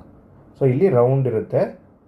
ಓಕೆ, ಇದು ರೆಡ್ ಕಲರ್ ಇರುತ್ತೆ. ಯಾಕೆ ರೆಡ್ ಕಲರ್ ಇರುತ್ತೆ ಅಂದರೆ ಇದರಲ್ಲಿ ಐರನ್ ಕಂಟೆಂಟ್ ಇರುತ್ತೆ. ಓಕೆ, ಕಬ್ಬಿಣ ಅಂಶ ಅಂತ ಏನು ಕರಿತೀರಿ ಅದನ್ನ ಕಂಟೆಂಟ್ ಇರುತ್ತೆ. ಒಂದು ಫಸ್ಟ್ ಇದು ಇಂಪಾರ್ಟೆಂಟ್. ಆದರೆ ಇನ್ನೊಂದು ಇಂಪಾರ್ಟೆಂಟ್ ಪಾಯಿಂಟ್ ಏನಂದರೆ RBC ಲೈಫ್ ಸ್ಪ್ಯಾನ್ ಎಷ್ಟಿದೆ, ಜೀವಿತಾವಧಿ ಆಯುಷ್ಯ ಎಷ್ಟು ಅಂದರೆ 120 ದಿನಗಳು. ಇದೇನು ಕೆಲಸ ಮಾಡುತ್ತೆ RBC ಅಂದರೆ ನಿಮ್ಮ ದೇಹದಲ್ಲಿ ನೀವು ಉಸಿರಾಟ ಕ್ರಿಯೆಯಲ್ಲಿ ಏನು ಆಕ್ಸಿಜನನ್ನು ಎಬ್ಸಾರ್ವ್ ಮಾಡ್ಕೊಂಡಿರ್ತೀರಾ ಆ ಆಕ್ಸಿಜನನ್ನು ಕ್ಯಾರಿ ಮಾಡಿ ಡಿಫ್ರೆಂಟ್ ಬಾಡಿ ಪಾರ್ಟ್ಸಿಗೆ ತಲುಪಿಸುವಂಥ ಕೆಲಸ ಈ RBC ಮಾಡುತ್ತೆ. ಸೊ ಆಮ್ಲಜನಕ ವಿನಿಮಯನ ಮಾಡೋ ಕೆಲಸ ಯಾರು ಮಾಡ್ತಾರೆ ಅಂತಂದರೆ RBC ಮಾಡುತ್ತೆ. ಇದರಲ್ಲಿ ಕಬ್ಬಿಣದ ಅಂಶ ಇರೋದರಿಂದ ಇದು ಆಮೇಲೆ ಹಿಮೋಗ್ಲೋಬಿನ್ನ ಹೊಂದಿರುತ್ತೆ. ನೀವು ಹಿಮೋಗ್ಲೋಬಿನ್ ಟೆಸ್ಟ್ ಮಾಡಿಸ್ತೀರಲ್ಲ, ಸಾಮಾನ್ಯ ಹಿಮೋಗ್ಲೋಬಿನ್ ಪ್ರಮಾಣ ಎಷ್ಟಿರುತ್ತೆ ಅಂದರೆ 10 to 15 mg/100 ml ಬ್ಲಡ್ ಇರುತ್ತೆ. ಓಕೆ, ಇದು ಕೂಡ ಇಂಪಾರ್ಟೆಂಟು. ಈ ಥರದ ಫ್ಯಾಕ್ಟ್ಸ್ನು ನೀವು ರಿವೈಸ್ ಮಾಡಬೇಕು. ಇದನ್ನು ಬರೆದಿಟ್ಕೊಂಡು ಇದನ್ನು ರಿವೈಸ್ ಮಾಡಬೇಕು. ಗ್ರೂಪ್ C ಎಕ್ಸಾಮಲ್ಲಿ ನಿಮಗೆ ಬೀಟ್ ಯಾವುದೋ ಒಂದು ಕಮ್ಯುನಿಕೇಷನ್ ನಿಮಗೆ KE ನಡೆಸುವಂಥ ಎಕ್ಸಾಮೇ ಇರಲಿ ಅಥವಾ PC ಎಕ್ಸಾಮ್ ಇರಲಿ, PSI ಎಕ್ಸಾಮ್ ಇರಲಿ, KS ಎಕ್ಸಾಮಲ್ಲೂ ನಿಮಗೆ ಇದೇ ಥರದ ಫ್ಯಾಕ್ಟ್ಸನ್ನೇ ಕೇಳ್ತಾರೆ. KPSC ಈಸ್ ಲೈಕ್ ದ್ಯಾಟ್, ಏನು ಮಾಡೋಕ್ಕಾಗಲ್ಲ ನಿಮಗೆ. KPSC KE ಆದವ್ರು ಈ ಥರ ಫ್ಯಾಕ್ಟ್ಸ್ ಕಾನ್ಸಂಟ್ರೇಟ್ ಮಾಡ್ತಾರೆ. ಸೊ 10 to 15 mg/100 ml ಇರುತ್ತೆ ನಾರ್ಮಲ್ ಹ್ಯೂಮನ್ ಬೀಯಿಂಗಲ್ಲಿ ನಿಮಗೆ RBC ಕೌಂಟು. ಇದೆಲ್ಲ ನಿಮಗೆ ಬ್ಲಡ್ ರಿಪೋರ್ಟ್ ತೆಗೆಸಿದಾಗ ಇದೆಲ್ಲ ನಿಮ್ಗೆ ಡೀಟೇಲಾಗಿ ಕೊಟ್ಟಿರ್ತಾರೆ. ಒಂದು ಸಾರಿ ನೋಡಿದರೆ ನಿಮ್ಗೆ ಗೊತ್ತಾಗಿರುತ್ತೆ. ಓಕೆ, ನೆಕ್ಸ್ಟ್ ಈ RBC ಕಡಿಮೆ ಆದರೆ ಅನಿಮಿಯಾ ಅಂತ ಒಂದು ರೋಗ ಬರುತ್ತೆ, ರಕ್ತಹೀನತೆ ಅಂತ ಕರೀತಾರೆ ಅದಕ್ಕೆ. ಎಷ್ಟು 3 ಮಿಲಿಯನ್ಗಿಂತ ಕಡಿಮೆ ಆದರೆ ನಿಮಗೆ ಅನಿಮಿಯಾ ರೋಗ ಬರುತ್ತೆ. ನೆಕ್ಸ್ಟ್ ಅದೇ ಥರ WBC ನಾವು RBC ನೋಡಿದ್ವಿ, ರೌಂಡ್ ಶೇಪಲ್ಲಿದೆ, ತಟ್ಟೆ ಆಕಾರದಲ್ಲಿದೆ ಅಂತ ನೋಡಿದ್ವಿ. ಆದರೆ WBCಗೆ ವೈಟ್ ಬ್ಲಡ್ ಸೆಲ್ಸಿಗೆ ನಿಮಗೆ ಯಾವುದೇ ಆಕಾರ ಇಲ್ಲ. ಈ ಸೆಲ್ಸಿಗೆ ಯಾವುದೇ ಆಕಾರ ಇಲ್ಲ, ರ್ಯಾಂಡಮ್ ಇರುತ್ತೆ. ಒಂದು ಹಿಂಗಿರುತ್ತೆ, ಒಂದೇನೋ ಹಿಂಗಿರುತ್ತೆ. ಸೊ ರ್ಯಾಂಡಮ್ ಆಕಾರ ಇರುತ್ತೆ. ಸೊ ಅದನ್ನು ನೆನಪಿಟ್ಕೊಳ್ಳಿ. ಇದನ್ನು ಸ್ಟೇಟ್ಮೆಂಟ್ ವೈಸಲ್ಲಿ ಕೊಡ್ತಾರೆ. ಅಂದರೆ WBC ಸೈಜು ರೌಂಡ್ ಇದೆ ಅಂತ ಕೊಟ್ಬಿಡ್ತಾರೆ. ಅವಾಗ ನೀವು ಇರ್ಬೋದು ಅಂತ ಕನ್ಸಿಡರ್ ಮಾಡ್ಕೋತೀರಾ. ಸೊ ಆ ಥರ ಇಲ್ಲ, WBCಗೆ ನಿಮಗೆ ನಿರ್ದಿಷ್ಟ ಆಕಾರ ಇರಲ್ಲ. ಆಮೇಲೆ WBCದು ಆಯುಷ್ಯ ಎಷ್ಟು ಅಂದರೆ 14 days ಅಥವಾ 2 ವಾರಗಳು ಅಂತ. ಇಲ್ಲೆಷ್ಟಿದೆ 120 ದಿನಗಳು, ಇಲ್ಲಿ ಬರೀ 14 ದಿನಗಳು ಅಂತ ನೆನಪಿಟ್ಕೊಳ್ಳಿ. ನೆಕ್ಸ್ಟು WBC ಮೇನ್ ಕೆಲಸ ಏನು ಅಂತಂದರೆ ಇದು ಡಿಫೆನ್ಸ್ ಮೆಕ್ಯಾನಿಸಮ್ ಥರ ಕೆಲಸ ಮಾಡುತ್ತೆ. ಅಂದರೆ ನಿಮ್ಮ ದೇಹಕ್ಕೆ ಹೊರಗಡೆಯಿಂದ ಏನು ಫಾರಿನ್ ಬಾಡಿ ಬರುತ್ತೆ, ಬ್ಯಾಕ್ಟೀರಿಯಾ ವೈರಸ್ ಏನು ಬರುತ್ತೆ ಅದ್ರ ವಿರುದ್ಧ ಹೋರಾಡಿ ನಿಮ್ಮ ದೇಹನ ಸ್ವಸ್ಥವಾಗಿಡುವಂಥ ಕೆಲಸ ಇದು ಮಾಡುತ್ತೆ. ಓಕೆ, ನೆಕ್ಸ್ಟು ಇಲ್ಲಿ ಇನ್ನೊಂದು ತುಂಬ ಇಂಪಾರ್ಟೆಂಟ್ ಪಾಯಿಂಟ್ ಇದೆ, ಇದು ನೆನಪಿಟ್ಕೊಳ್ಳಿ. WBC ಒಂದು ಲೆವೆಲ್ವರೆಗೂ ಇದ್ದರೆ ಮಾತ್ರ ನಮಗೆ ಒಳ್ಳೆಯದು. ಈಗ 11,000ವರೆಗೂ WBC ಇದ್ದರೆ ಒಳ್ಳೆಯದು. ನಾವಿಲ್ಲಿ ನೋಡಿದ್ವಿ, ಇಲ್ಲಿ ರೇಷಿಯೋ ನೋಡಿದ್ವಿ, 500 RBC ಇದ್ದಾಗ ಒಂದೇ ಒಂದು WBC ಬೇಕು ನಮಗೆ. ಓಕೆ, ಯಾಕೆ ಅಂದರೆ 11,000ವರೆಗೂ ನಿಮಗೆ WBC ಇದ್ದಾಗ ಇದು ಡಿಫೆನ್ಸ್ ಮೆಕ್ಯಾನಿಸಮ್ ಥರನೇ ಕೆಲಸ ಮಾಡುತ್ತೆ. ಬಟ್ 11,000 ನಂಬರ್ ಏನಾದ್ರು ದಾಟಿದ್ರೆ ಇದು ಬ್ಲಡ್ ಕ್ಯಾನ್ಸರ್ ಆಗಿ ಕನ್ವರ್ಟ್ ಆಗುತ್ತೆ. ಬ್ಲಡ್ ಕ್ಯಾನ್ಸರ್ ಅಂತ ನೀವೇನು ಲ್ಯುಕೇಮಿಯಾ ಅಂತ ಕರಿತೀರಿ, ಸೊ ಬ್ಲಡ್ ಕ್ಯಾನ್ಸರ್ ಆಗಿ ಯಾವುದು ಕರೀತಾರೆ ಅಂದರೆ WBC ಸಂಖ್ಯೆ ಬ್ಲಡ್ಡಲ್ಲಿ ಅತಿ ಹೆಚ್ಚಾದರೆ ಅದನ್ನೇ ನಾವು ಬ್ಲಡ್ ಕ್ಯಾನ್ಸರ್ ಅಂತ ಕರಿತೀವಿ. ಓಕೆ, 11,000 ಮೀರಿದರೆ ಅದನ್ನು ಲ್ಯುಕೇಮಿಯಾ ಅಥವಾ ಬ್ಲಡ್ ಕ್ಯಾನ್ಸರ್ ಅಂತ ಕರೀತಾರೆ. ಸೊ ಇದು ಲ್ಯುಕೇಮಿಯಾ ಆದರೆ 100 ದಿನಕ್ಕಿಂತ ಹೆಚ್ಚಿಗೆ ಬದುಕಲ್ಲ ಯಾರು. ಓಕೆ, ಬ್ಲಡ್ ಕ್ಯಾನ್ಸರ್ ಆದರೆ 100 ದಿನಕ್ಕಿಂತ ಹೆಚ್ಚಿಗೆ ಬದುಕಲ್ಲ. ಓಕೆ, ನೆಕ್ಸ್ಟು ಪ್ಲೇಟ್ಲೆಟ್ಸ್ ಬಗ್ಗೆ ನಾನು ಇಲ್ಲಿ ಪ್ರೋಥ್ರಾಂಬಿನ್ ಹೇಳಬೇಕಾದ್ರೆ ಡಿಸ್ಕಸ್ ಮಾಡಿದ್ದೀನಿ ನಿಮಗೆ ಪ್ಲೇಟ್ಲೆಟ್ಸ್ ಬಗ್ಗೆ. ಈ ಪ್ಲೇಟ್ಲೆಟ್ಸ್ಗೂ ನಿರ್ದಿಷ್ಟ ಆಕಾರವಿಲ್ಲ. ಇದು ರಕ್ತ ಹೆಪ್ಪುಗಟ್ಟುವಿಕೆಯಲ್ಲಿ ಕೆಲಸ ಮಾಡುತ್ತೆ ಮತ್ತು ಇದು ವಿಟಮಿನ್ ಕೆ, ಇದರಿಂದ ವಿಟಮಿನ್ ಕೆಯಿಂದ ಕಿರುತಟ್ಟೆಗಳು ಪ್ರೊಡಕ್ಷನ್ ಆಗುತ್ತೆ ಅಂತ. ಓಕೆ, ಇಷ್ಟು 3 ಪಾಯಿಂಟನ್ನು ಪ್ಲೇಟ್ಲೆಟ್ಸ್ ಬಗ್ಗೆ ನೆನಪಿಟ್ಕೊಳ್ಳಿ. ಆಮೇಲೆ WBCನ ಪೂರ್ತಿ ಡೀಟೇಲ್ ಆಗಿ ಎಕ್ಸ್ಪ್ಲೈನ್ ಮಾಡಿದ್ದಾರೆ ನಿಮ್ಮ NCERTಲಿ ಕೂಡ. ಸೊ ಅದಕ್ಕೋಸ್ಕರ WBC ಬಗ್ಗೆ ಡೀಟೇಲ್ ಆಗಿ ನೋಡೋಣ. ಓಕೆ, WBCಯಲ್ಲಿ 2 ಥರ ಇದೆ, ಗ್ರ್ಯಾನ್ಯುಲೋಸೈಟ್ಸ್ ಆ್ಯಂಡ್ ಅಗ್ರ್ಯಾನ್ಯುಲೋಸೈಟ್ಸ್ ಅಂತ. ಅಂದರೆ ಕಣಗಳಿರುವ ಲ್ಯೂಕೋಸೈಟ್ಸು ಮತ್ತು ಕಣಗಳಿಲ್ಲದ ಲ್ಯೂಕೋಸೈಟ್ಸ್ ಅಂದರೆ ನಾನು ಹೇಳಿದ್ನಲ್ಲ, ಈಗೇನಂತಾರೆ ಲ್ಯೂಕೋಸೈಟ್ಸ್ ಅಂತ ಕರೀತಾರೆ. ಬಿಳಿ ರಕ್ತ ಕಣಗಳಿಗೆ WBCಗೆ ಇನ್ನೊಂದು ಹೆಸರು ಲ್ಯೂಕೋಸೈಟ್ಸ್ ಅನ್ನೋದು. ಓಕೆ, ಇದು ಗ್ರ್ಯಾನ್ಯುಲೋಸೈಟ್ಸಲ್ಲಿ ನಿಮಗೆ ನ್ಯೂಟ್ರೋಫಿಲ್ಸ್ ಅಂತ ಬರುತ್ತೆ. ಇದನ್ನು ಡಿವಿಷನ್ ಅಷ್ಟು ನೆನಪಿಟ್ಕೊಳ್ಳೋಕ್ಕೆ ಕಷ್ಟಪಡಬೇಡಿ. ಬಟ್ ಆದರೆ ಇಲ್ಲೇನು ನ್ಯೂಟ್ರೋಫೈಲ್ಸ್ ಏನು ಕೆಲಸ ಮಾಡುತ್ತೆ, ಈಸಿನೋಫೈಲ್ಸ್ ಏನು ಕೆಲಸ ಮಾಡುತ್ತೆ, ಬ್ಯಾಸೋಫೈಲ್ಸ್ ಏನು ಕೆಲಸ ಮಾಡುತ್ತೆ, ಲಿಂಪೋಸೈಟ್ಸ್ ಏನು ಕೆಲಸ ಮಾಡುತ್ತೆ, ಮೋನೋಸೈಟ್ಸ್ ಏನು ಮಾಡುತ್ತೆ ಅನ್ನೋದನ್ನು ನೆನಪಿಟ್ಕೋಬೇಕಾಗುತ್ತೆ. ನಿಮಗೆ ಮ್ಯಾಚ್ ದ ಫಾಲೋಯಿಂಗಲ್ಲೂ ಕೇಳ್ಬೋದು ಅಥವಾ ಒಂದು ಸ್ಟೇಟ್ಮೆಂಟ್ ಕೊಟ್ಟು ಇದು ಯಾವುದು ಅಂತ ಕೂಡ ಕೇಳ್ಬೋದು. ಸೊ ಅದಕ್ಕೋಸ್ಕರ ನೆನಪಿಟ್ಕೋಬೇಕಾಗುತ್ತೆ. ನ್ಯೂಟ್ರೋಫೈಲ್ಸ್ ಏನು ಮಾಡುತ್ತೆ ಅಂದರೆ ಅತಿ ಹೆಚ್ಚು ಪ್ರಮಾಣ ದೇಹದಲ್ಲಿ ಇದೆ ಇರೋದು ನ್ಯೂಟ್ರೋಫೈಲ್ಸ್. ಇದೇನು ಮಾಡುತ್ತೆ ಅಂದರೆ ಬ್ಯಾಕ್ಟೀರಿಯಾಗಳ ವಿರುದ್ಧ ಹೋರಾಡಿ ಅವುಗಳನ್ನು ನಾಶಪಡಿಸುತ್ತೆ. ಸೊ ಡಿಫೆನ್ಸ್ ಮೆಕ್ಯಾನಿಸಮ್ಗೋಸ್ಕರ ಕೆಲಸ ಮಾಡುತ್ತೆ ನ್ಯೂಟ್ರೋಫೈಲ್ಸು, ಬ್ಯಾಕ್ಟೀರಿಯಾ ವಿರುದ್ಧ ಹೋರಾಡುತ್ತೆ. ಇಸಿನೋಫೈಲ್ಸ್ ಏನು ಮಾಡುತ್ತೆ ಅಂದರೆ ನಿರ್ದಿಷ್ಟ ಪ್ರತಿಕಾಯ ಜನಕಗಳ ವಿರುದ್ಧ ಕಾರ್ಯಾಚರಣೆ ಮಾಡುತ್ತೆ ಅಂತ ಕೊಟ್ಟಿದ್ದಾರೆ. ಅಂದರೆ ನಿರ್ದಿಷ್ಟವಂದರೆ ಸ್ಪೆಸಿಫಿಕ್ ಏನು ಫಾರಿನ್ ಬಾಡೀಸ್ ಇರುತ್ತೆ, ಅಂದರೆ ಏನು ನಿಮ್ಮ ಸ್ಪೆಸಿಫಿಕ್ ಈ ಆರ್ಗನ್ ಅಂತ ಏನಿರುತ್ತೆ, ಈ ಬ್ಯಾಕ್ಟೀರಿಯಾ, ಈ ವೈರಸ್ ಅಂತ ಏನಿರುತ್ತೆ ಅದ್ರಗಳ ವಿರುದ್ಧ ಹೋರಾಡೋದಕ್ಕೆ ಎಸಿನೋಫೈಲ್ಸ್ ಹೆಲ್ಪ್ ಮಾಡುತ್ತೆ. ಕೆಲವೊಂದು ಇದನ್ನು ಎಸಿನೋಫೈಲ್ಸು ಕೆಲಸ ಮಾಡುತ್ತೆ. ನೆಕ್ಸ್ಟು ಬ್ಯಾಸೋಫೈಲ್ಸ್ ಏನು ಮಾಡುತ್ತೆ, ಇದು ತುಂಬ ಇಂಪಾರ್ಟೆಂಟ್. ಈ 3ರಲ್ಲಿ ನಿಮಗೆ ಇದು ಬ್ಯಾಕ್ಟೀರಿಯಾದ ಒಂದು ಇಂಪಾರ್ಟೆಂಟ್ ಆದರೆ this is not that much important. But basophils ನೆನಪಿಟ್ಕೊಳ್ಳಿ, ರಕ್ತನಾಳಗಳಲ್ಲಿ ರಕ್ತ ಹೆಪ್ಪುಗಟ್ಟದಿರಲು ಹೆಪಾರಿನನ್ನು ಸ್ರವಿಸುತ್ತದೆ ಅಂತ ಹೇಳಿದ್ದಾರೆ. ಈಗ ಏನಾಗುತ್ತೆ ಅಂದರೆ ನೀವು ಸುಮಾರು ಸಾರಿ ಹಾರ್ಟಲ್ಲಿ ನರ ಕಟ್ಕೊಂಡಿದೆ, ನರದಲ್ಲಿ ಬ್ಲಾಕ್ ಆಗಿದೆ ಅಂತ ಕೇಳಿರ್ತೀರ, ನರ ಬ್ಲಾಕ್ ಆಗಿದೆ ಇವ್ರದ್ದು ಅಂತ ಕೇಳಿರ್ತೀರ. ಸೊ ಏನಾಗಿರುತ್ತೆ, ಈಗ ಇಲ್ಲೊಂದು ನರ ಇರುತ್ತೆ ಅಂತ ತಿಳ್ಕೊಳ್ಳಿ. ಈ ನರದಲ್ಲಿ ಕೆಲವೊಂದು ಸಾರಿ ಏನಾಗಿರುತ್ತೆ, ಫ್ಯಾಟ್ ಡಿಪಾಸಿಷನಿಂದ ಈ ಥರ ಫ್ಯಾಟ್ ಡಿಪಾಸಿಟ್ ಆಗಿರುತ್ತೆ. ಯೆಲ್ಲೋ ಕಲರ್ ಇರುತ್ತೆ ಫ್ಯಾಟು. ಸೊ ಈ ಯೆಲ್ಲೋ ಕಲರಿಂದ ಈ ಥರ ಡಿಪಾಸಿಟ್ ಆಗಿಬಿಟ್ಟಿರುತ್ತೆ. ಓಕೆ, ಇಲ್ಲೊಂದು ಸ್ವಲ್ಪ ಆಗಿರುತ್ತೆ, ಇಲ್ಲೊಂದು ಸ್ವಲ್ಪ ಹಿಂಗೆ ಡಿಪಾಸಿಟ್ ಆಗಿಬಿಟ್ರೆ ನಿಮಗಿಲ್ಲಿ ಬ್ಲಡ್ ಸರ್ಕ್ಯುಲೇಷನ್ ಆಗಲ್ಲ. ಇಲ್ಲೇನಾಗುತ್ತೆ, ಬ್ಲಡ್ ಸರ್ಕ್ಯುಲೇಷನ್ನು ಆಗೋದೇ ಇಲ್ಲ, ಹಿಂಗೆ ತಡೆದ್ಬಿಡುತ್ತೆ. ಸೊ ಇದು ಇಲ್ಲೂ ಫ್ಯಾಟ್ ಇದೆ, ಇಲ್ಲೂ ಫ್ಯಾಟ್ ಇದೆ. ಬ್ಲಡ್ ಸರ್ಕ್ಯುಲೇಷನ್ ಆಗಲಿಲ್ಲ ಅಂದರೆ ನಿಮ್ಗೆ ಹಾರ್ಟಿಗೆ ಬ್ಲಡ್ ಸಪ್ಲೈ ಆಗಲಿಲ್ಲ ಅಂದರೆ ನಿಮಗೆ ಹಾರ್ಟ್ ಅಟ್ಯಾಕ್ ಆಗೋ ಚಾನ್ಸ್ ಜಾಸ್ತಿ ಇರುತ್ತೆ. ಈ ಫ್ಯಾಟ್ ಡಿಪಾಸಿಟ್ ಆಗದೇ ಇರೋ ಥರ ಅಥವಾ ಇಲ್ಲಿ ಏನೂ ಯಾವುದೂ ಬ್ಲಾಕೇಜಸ್ ಆಗದೇ ಇರೋ ಥರ ಏನು ನಿಮಗೆ ಈ ರಕ್ತನಾಳಗಳಲ್ಲಿ ಈಗ ಫ್ಯಾಟ್ ಡಿಪಾಸಿಟ್ ಒಂದು ಅಂಶ, ಇದು ಫ್ಯಾಟ್ ಡಿಪಾಸಿಟನ್ನು ಡೀಲ್ ಮಾಡಲ್ಲ ಬ್ಯಾಸೋಫಿಲ್ಸು. ಬಟ್ ಏನಾಗುತ್ತೆ ಅಂದರೆ ನಿಮ್ಗೆ ರಕ್ತ ಹೆಪ್ಪುಗಟ್ಟಿಬಿಡುತ್ತೆ, ಒಂದೊಂದು ಸಾರಿ ಇಲ್ಲೇ ಹೆಪ್ಪುಗಟ್ಟಿಬಿಡುತ್ತೆ ರಕ್ತ. ಓಕೆ, ಏನೋ ಒಂದು ರೀಸನಿಂದ ರಕ್ತ ಹೆಪ್ಪುಗಟ್ಟಿ ನರ ಬ್ಲಾಕ್ ಆಗೋ ಚಾನ್ಸಸ್ ಜಾಸ್ತಿ ಇರುತ್ತೆ. ಈ ನರ ಬ್ಲಾಕ್ ಆಗೋ ಚಾನ್ಸಸ್ಸನ್ನು ಕಡಿಮೆ ಮಾಡೋದು ಯಾವುದು ಅಂದರೆ ಬ್ಯಾಸೋಫಿಲ್ಸ್. ಇದೇನು ಮಾಡುತ್ತೆ, ಹೆಪರಿನ್ ಅನ್ನೋ ಒಂದು ಕೆಮಿಕಲ್ನ ತಯಾರು ಮಾಡುತ್ತೆ. ಇದನ್ನು ರಕ್ತ ಹೆಪ್ಪುಗಟ್ಟದೇ ಇರೋ ಥರ, ರಕ್ತ ತಿಳಿಯಾಗಿ ಇರೋ ಥರ ನಿಮಗೆ ನಾನು ಹೇಳಿದ್ನಲ್ಲ, ರಕ್ತದಲ್ಲಿ ಇಷ್ಟೇ ಪ್ರಮಾಣದಲ್ಲಿ ಅಂದರೆ 500 RBC ಇರಬೇಕು, 1 WBC ಇರಬೇಕು, 25 ಪ್ಲೇಟ್ಲೆಟ್ಸ್ ಇರಬೇಕು. ಅಂದರೆ ಮಾತ್ರ ರಕ್ತದ ಏನು ವಿಸ್ಕಾಸಿಟಿ ಅಂತ ಏನು ಕರಿತೀರಿ ನೀವು, ಆ ವಿಸ್ಕಾಸಿಟಿ ಬ್ಯಾಲೆನ್ಸ್ಡ್ ಆಗಿರುತ್ತೆ. ಸೊ ಅದನ್ನು ಮೇಂಟೈನ್ ಮಾಡೋದಕ್ಕೆ ಬ್ಯಾಸೋಫಿಲ್ಸು ಹೆಲ್ಪ್ ಮಾಡುತ್ತೆ. ಅರ್ಥ ಆಯಿತು ಅನ್ಕೋತೀನಿ. ನೆಕ್ಸ್ಟು ಲಿಂಪೋಸೈಟ್ಸು 25% ಪ್ರಮಾಣ ಇರುತ್ತೆ ಇದು ಬ್ಲಡ್ದು. ಪ್ರತಿಕಾಯ ಜನಕಗಳ ವಿರುದ್ಧ ಇದು ಸೇಮ್. ನಿಮಗೆ ಲಿಂಫೋಸೈಟ್ಸ್ ಏನು ಮಾಡುತ್ತೆ ಅಂದರೆ ನಿಮಗೆ ರೋಗ ನಿರೋಧಕ ಶಕ್ತಿನ ಹೆಚ್ಚು ಮಾಡುತ್ತೆ. ಈ ಆ WBCಲಿ ಅತಿ ದೊಡ್ಡದು ಯಾವುದು ಅಂದರೆ ಮೋನೋಸೈಟ್ಸ್. ಇದನ್ನು ನೆನಪಿಟ್ಕೊಂಡ್ಬಿಡಿ. ಓಕೆ, ಇದನ್ನು ತುಂಬ ಸಿಂಪಲ್ ಮಾಡಿ ಬರೆದಿದ್ದೀನಿ ನಿಮ್ಗೆ. ಆಲ್ಮೋಸ್ಟ್ ಹೆಂಗಂದರೆ ಅರ್ಧ ಚಾಪ್ಟರ್ ಬರೀ WBC ಮೇಲೇ ಇದೆ ಇದು. ಓಕೆ, ಈ ಯೂನಿಟಲ್ಲಿ. ಓಕೆ, ಸಿಂಪಲ್ ಮಾಡಿ ನಾನು ಒಂದೊಂದೇ ಲೈನಲ್ಲಿ ಕೊಡೋಕ್ಕೆ ಟ್ರೈ ಮಾಡಿದ್ದೀನಿ. ನಿಮಗೆ ಎಕ್ಸಾಮಿಗೆ ಎಷ್ಟು ಅವಶ್ಯಕತೆ ಇದೆಯೋ ಅಷ್ಟು ಮಾತ್ರ ಕಟ್ ಮಾಡಿ ಕೊಡೋಕ್ಕೆ ಟ್ರೈ ಮಾಡಿದ್ದೀನಿ. ಓಕೆ, ನೆಕ್ಸ್ಟ್ ನಮ್ದು ಇಂಪಾರ್ಟೆಂಟ್ ಏನು ಅಂದರೆ ರಕ್ತದ ಗುಂಪುಗಳ ಬಗ್ಗೆ ಕ್ವಶನ್ ಕೇಳ್ತಾರೆ. ರಕ್ತದ ಗುಂಪುಗಳ ಬಗ್ಗೆ ಫಸ್ಟ್ ಕ್ವಶನ್ ಏನು ಅಂದರೆ, ರಕ್ತಗಳ ಗುಂಪನ್ನು ವರ್ಗೀಕರಣ ಮಾಡಿದವ್ರು ಯಾರು ಅಂತ 1-2-3 ಕ್ವಶನಲ್ಲಿ ಕೇಳಿದ್ದಾರೆ, 1-2-3 ಎಕ್ಸಾಮಲ್ಲಿ ಕೇಳಿದ್ದಾರೆ. ಆಲ್ರೆಡಿ ಎಕ್ಸಾಮಲ್ಲಿ ಬಂದಿದೆ ಇದು. ಕಾರ್ಲ್ ಲ್ಯಾಂಡ್ಸ್ಟೀನರ್ ಅನ್ನೋರು ಈ ಬ್ಲಡ್ ಗ್ರೂಪನ್ನು, ಈಗ ನಿಮ್ಮದು ಬ್ಲಡ್ ಗ್ರೂಪ್ ಯಾವುದು, B positive, A positive, A negative, B negative, ಇದೇನಿದೆ O, ಈ ಥರದ್ದೆಲ್ಲ ಬ್ಲಡ್ ಗ್ರೂಪ್ ಏನಿದೆ, ಈ ಥರ ವಿಂಗಡಣೆ ಮಾಡಿದವ್ರು ಯಾರು ಅಂತಂದರೆ ಕಾರ್ಲ್ ಲ್ಯಾಂಡ್ಸ್ಟೀನರ್ ಅನ್ನೋರು. ಇವರು ಡಿಫ್ರೆಂಟ್ ಆ್ಯಂಟಿಜನ್ನ ಬಳಸಿ ಡಿಫ್ರೆಂಟ್ ಬ್ಲಡ್ ಗ್ರೂಪ್ ಇದೆ ಅಂತ ತೋರಿಸ್ಕೊಡ್ತಾರೆ. ಸೊ ಈ ಬ್ಲಡ್ ಗ್ರೂಪನ್ನು ಮೇನ್ ಆಗಿ 4 ಗುಂಪುಗಳಾಗಿ ವಿಂಗಡಣೆ ಮಾಡಿದ್ದಾರೆ. ಈಗ ನಿಮಗೆ ಗೊತ್ತಿರೋ ಥರ ಫಸ್ಟ್ ಇಲ್ಲಿ ನೋಡಿ, ಒಂದು ಏನು ಅಂದರೆ ನಿಮಗೆ AB, ನಾನು ಲಾಸ್ಟ್ ಕ್ಲಾಸಲ್ಲಿ ಇದನ್ನು ಡಿಸ್ಕಸ್ ಮಾಡಿದ್ದೀನಿ. AB is a universal recipient ಅಂತ. ಅಂದರೆ ಇವರು ಎಲ್ಲರ ಕಡೆಯಿಂದನೂ ಬ್ಲಡ್ ಇಸ್ಕೋಬೋದು. ಇವರು A ಇಂದ ಇಸ್ಕೋಬೋದು, B ಇಂದ ಇಸ್ಕೋಬೋದು, AB ಇಂದ ಇಸ್ಕೋಬೋದು, O ಇಂದ ಇಸ್ಕೋಬೋದು, ಎಲ್ಲರ ಕಡೆಯಿಂದ ಇವ್ರು ಬ್ಲಡ್ ಇಸ್ಕೋಬೋದು. ಓಕೆ, ಅದೇ ಥರ O ಗ್ರೂಪ್ ಅವರು ಇವ್ರು ಎಲ್ರಿಗೂ ಬ್ಲಡ್ ಕೊಡ್ಬೋದು, ಯೂನಿವರ್ಸಲ್ ಡೋನಾರ್ ಇವರು. ಸೊ ಇದನ್ನ ಈ ಥರ ನೆನಪಿಟ್ಕೊಳ್ಳಿ. ನಿಮಗೆ ಡೋನಾರಲ್ಲಿ 2 O ಬಂದಿದೆ ಅಂತ ಹೇಳಿದ್ದೆ ನಾನು ಲಾಸ್ಟ್ ಕ್ಲಾಸಲ್ಲಿ. ಡೋನಾರಲ್ಲಿ 2 O ಬಂದಿದೆ. ಸೊ ಅದಕ್ಕೋಸ್ಕರ ಇವರು ಡೋನಾರ್, O ಪಾಸಿಟಿವ್, ಇದು O ಬ್ಲಡ್ ಗ್ರೂಪ್ ಅಂತ ನೆನಪಿಟ್ಕೊಳ್ಳಿ ಅಂತ ಹೇಳಿದ್ದೆ. ಓಕೆ, ಇಲ್ಲಿ ಯೂನಿವರ್ಸಲ್ ರೆಸಿಪಿಯೆಂಟ್ ಇದು AB ಅಂತಿದೆ, ಇದನ್ನು ನೆನಪಿಟ್ಕೊಳ್ಳಿ. ಇದಾದಮೇಲೆ ನಿಮಗೆ ಬ್ಲಡ್ ಗ್ರೂಪ್ A ಇದೆ, B ಇದೆ. A ಅವರು ನಿಮಗೆಲ್ಲ ಗೊತ್ತಿರೋ ಥರ ಇಲ್ಲಿ ಆಲ್ರೆಡಿ ನಾನು ಹೇಳಿದೆ, ಇವರು ಯೂನಿವರ್ಸಲ್ ರೆಸಿಪಿಯೆಂಟ್ ಇದ್ದಾರೆ. ಸೊ A ಬ್ಲಡ್ ಗ್ರೂಪ್ ಇರೋರು ಎದವರಿಗಂತೂ ಕೊಡ್ಬೋದು. ಅದ್ರ ಜೊತೆಗೆ ಇವರು AB ಅವ್ರಿಗೂ ಕೊಡ್ಬೋದು. ಯಾಕೆಂದರೆ AB is a universal recipient. ಅದೇ ಥರ B ಕೂಡ ಹಾಗೆ, B ಅವರು B ಕೊಡ್ಬೋದು, ಇಲ್ಲಿ AB ಅವ್ರಿಗೂ ಕೊಡ್ಬೋದು.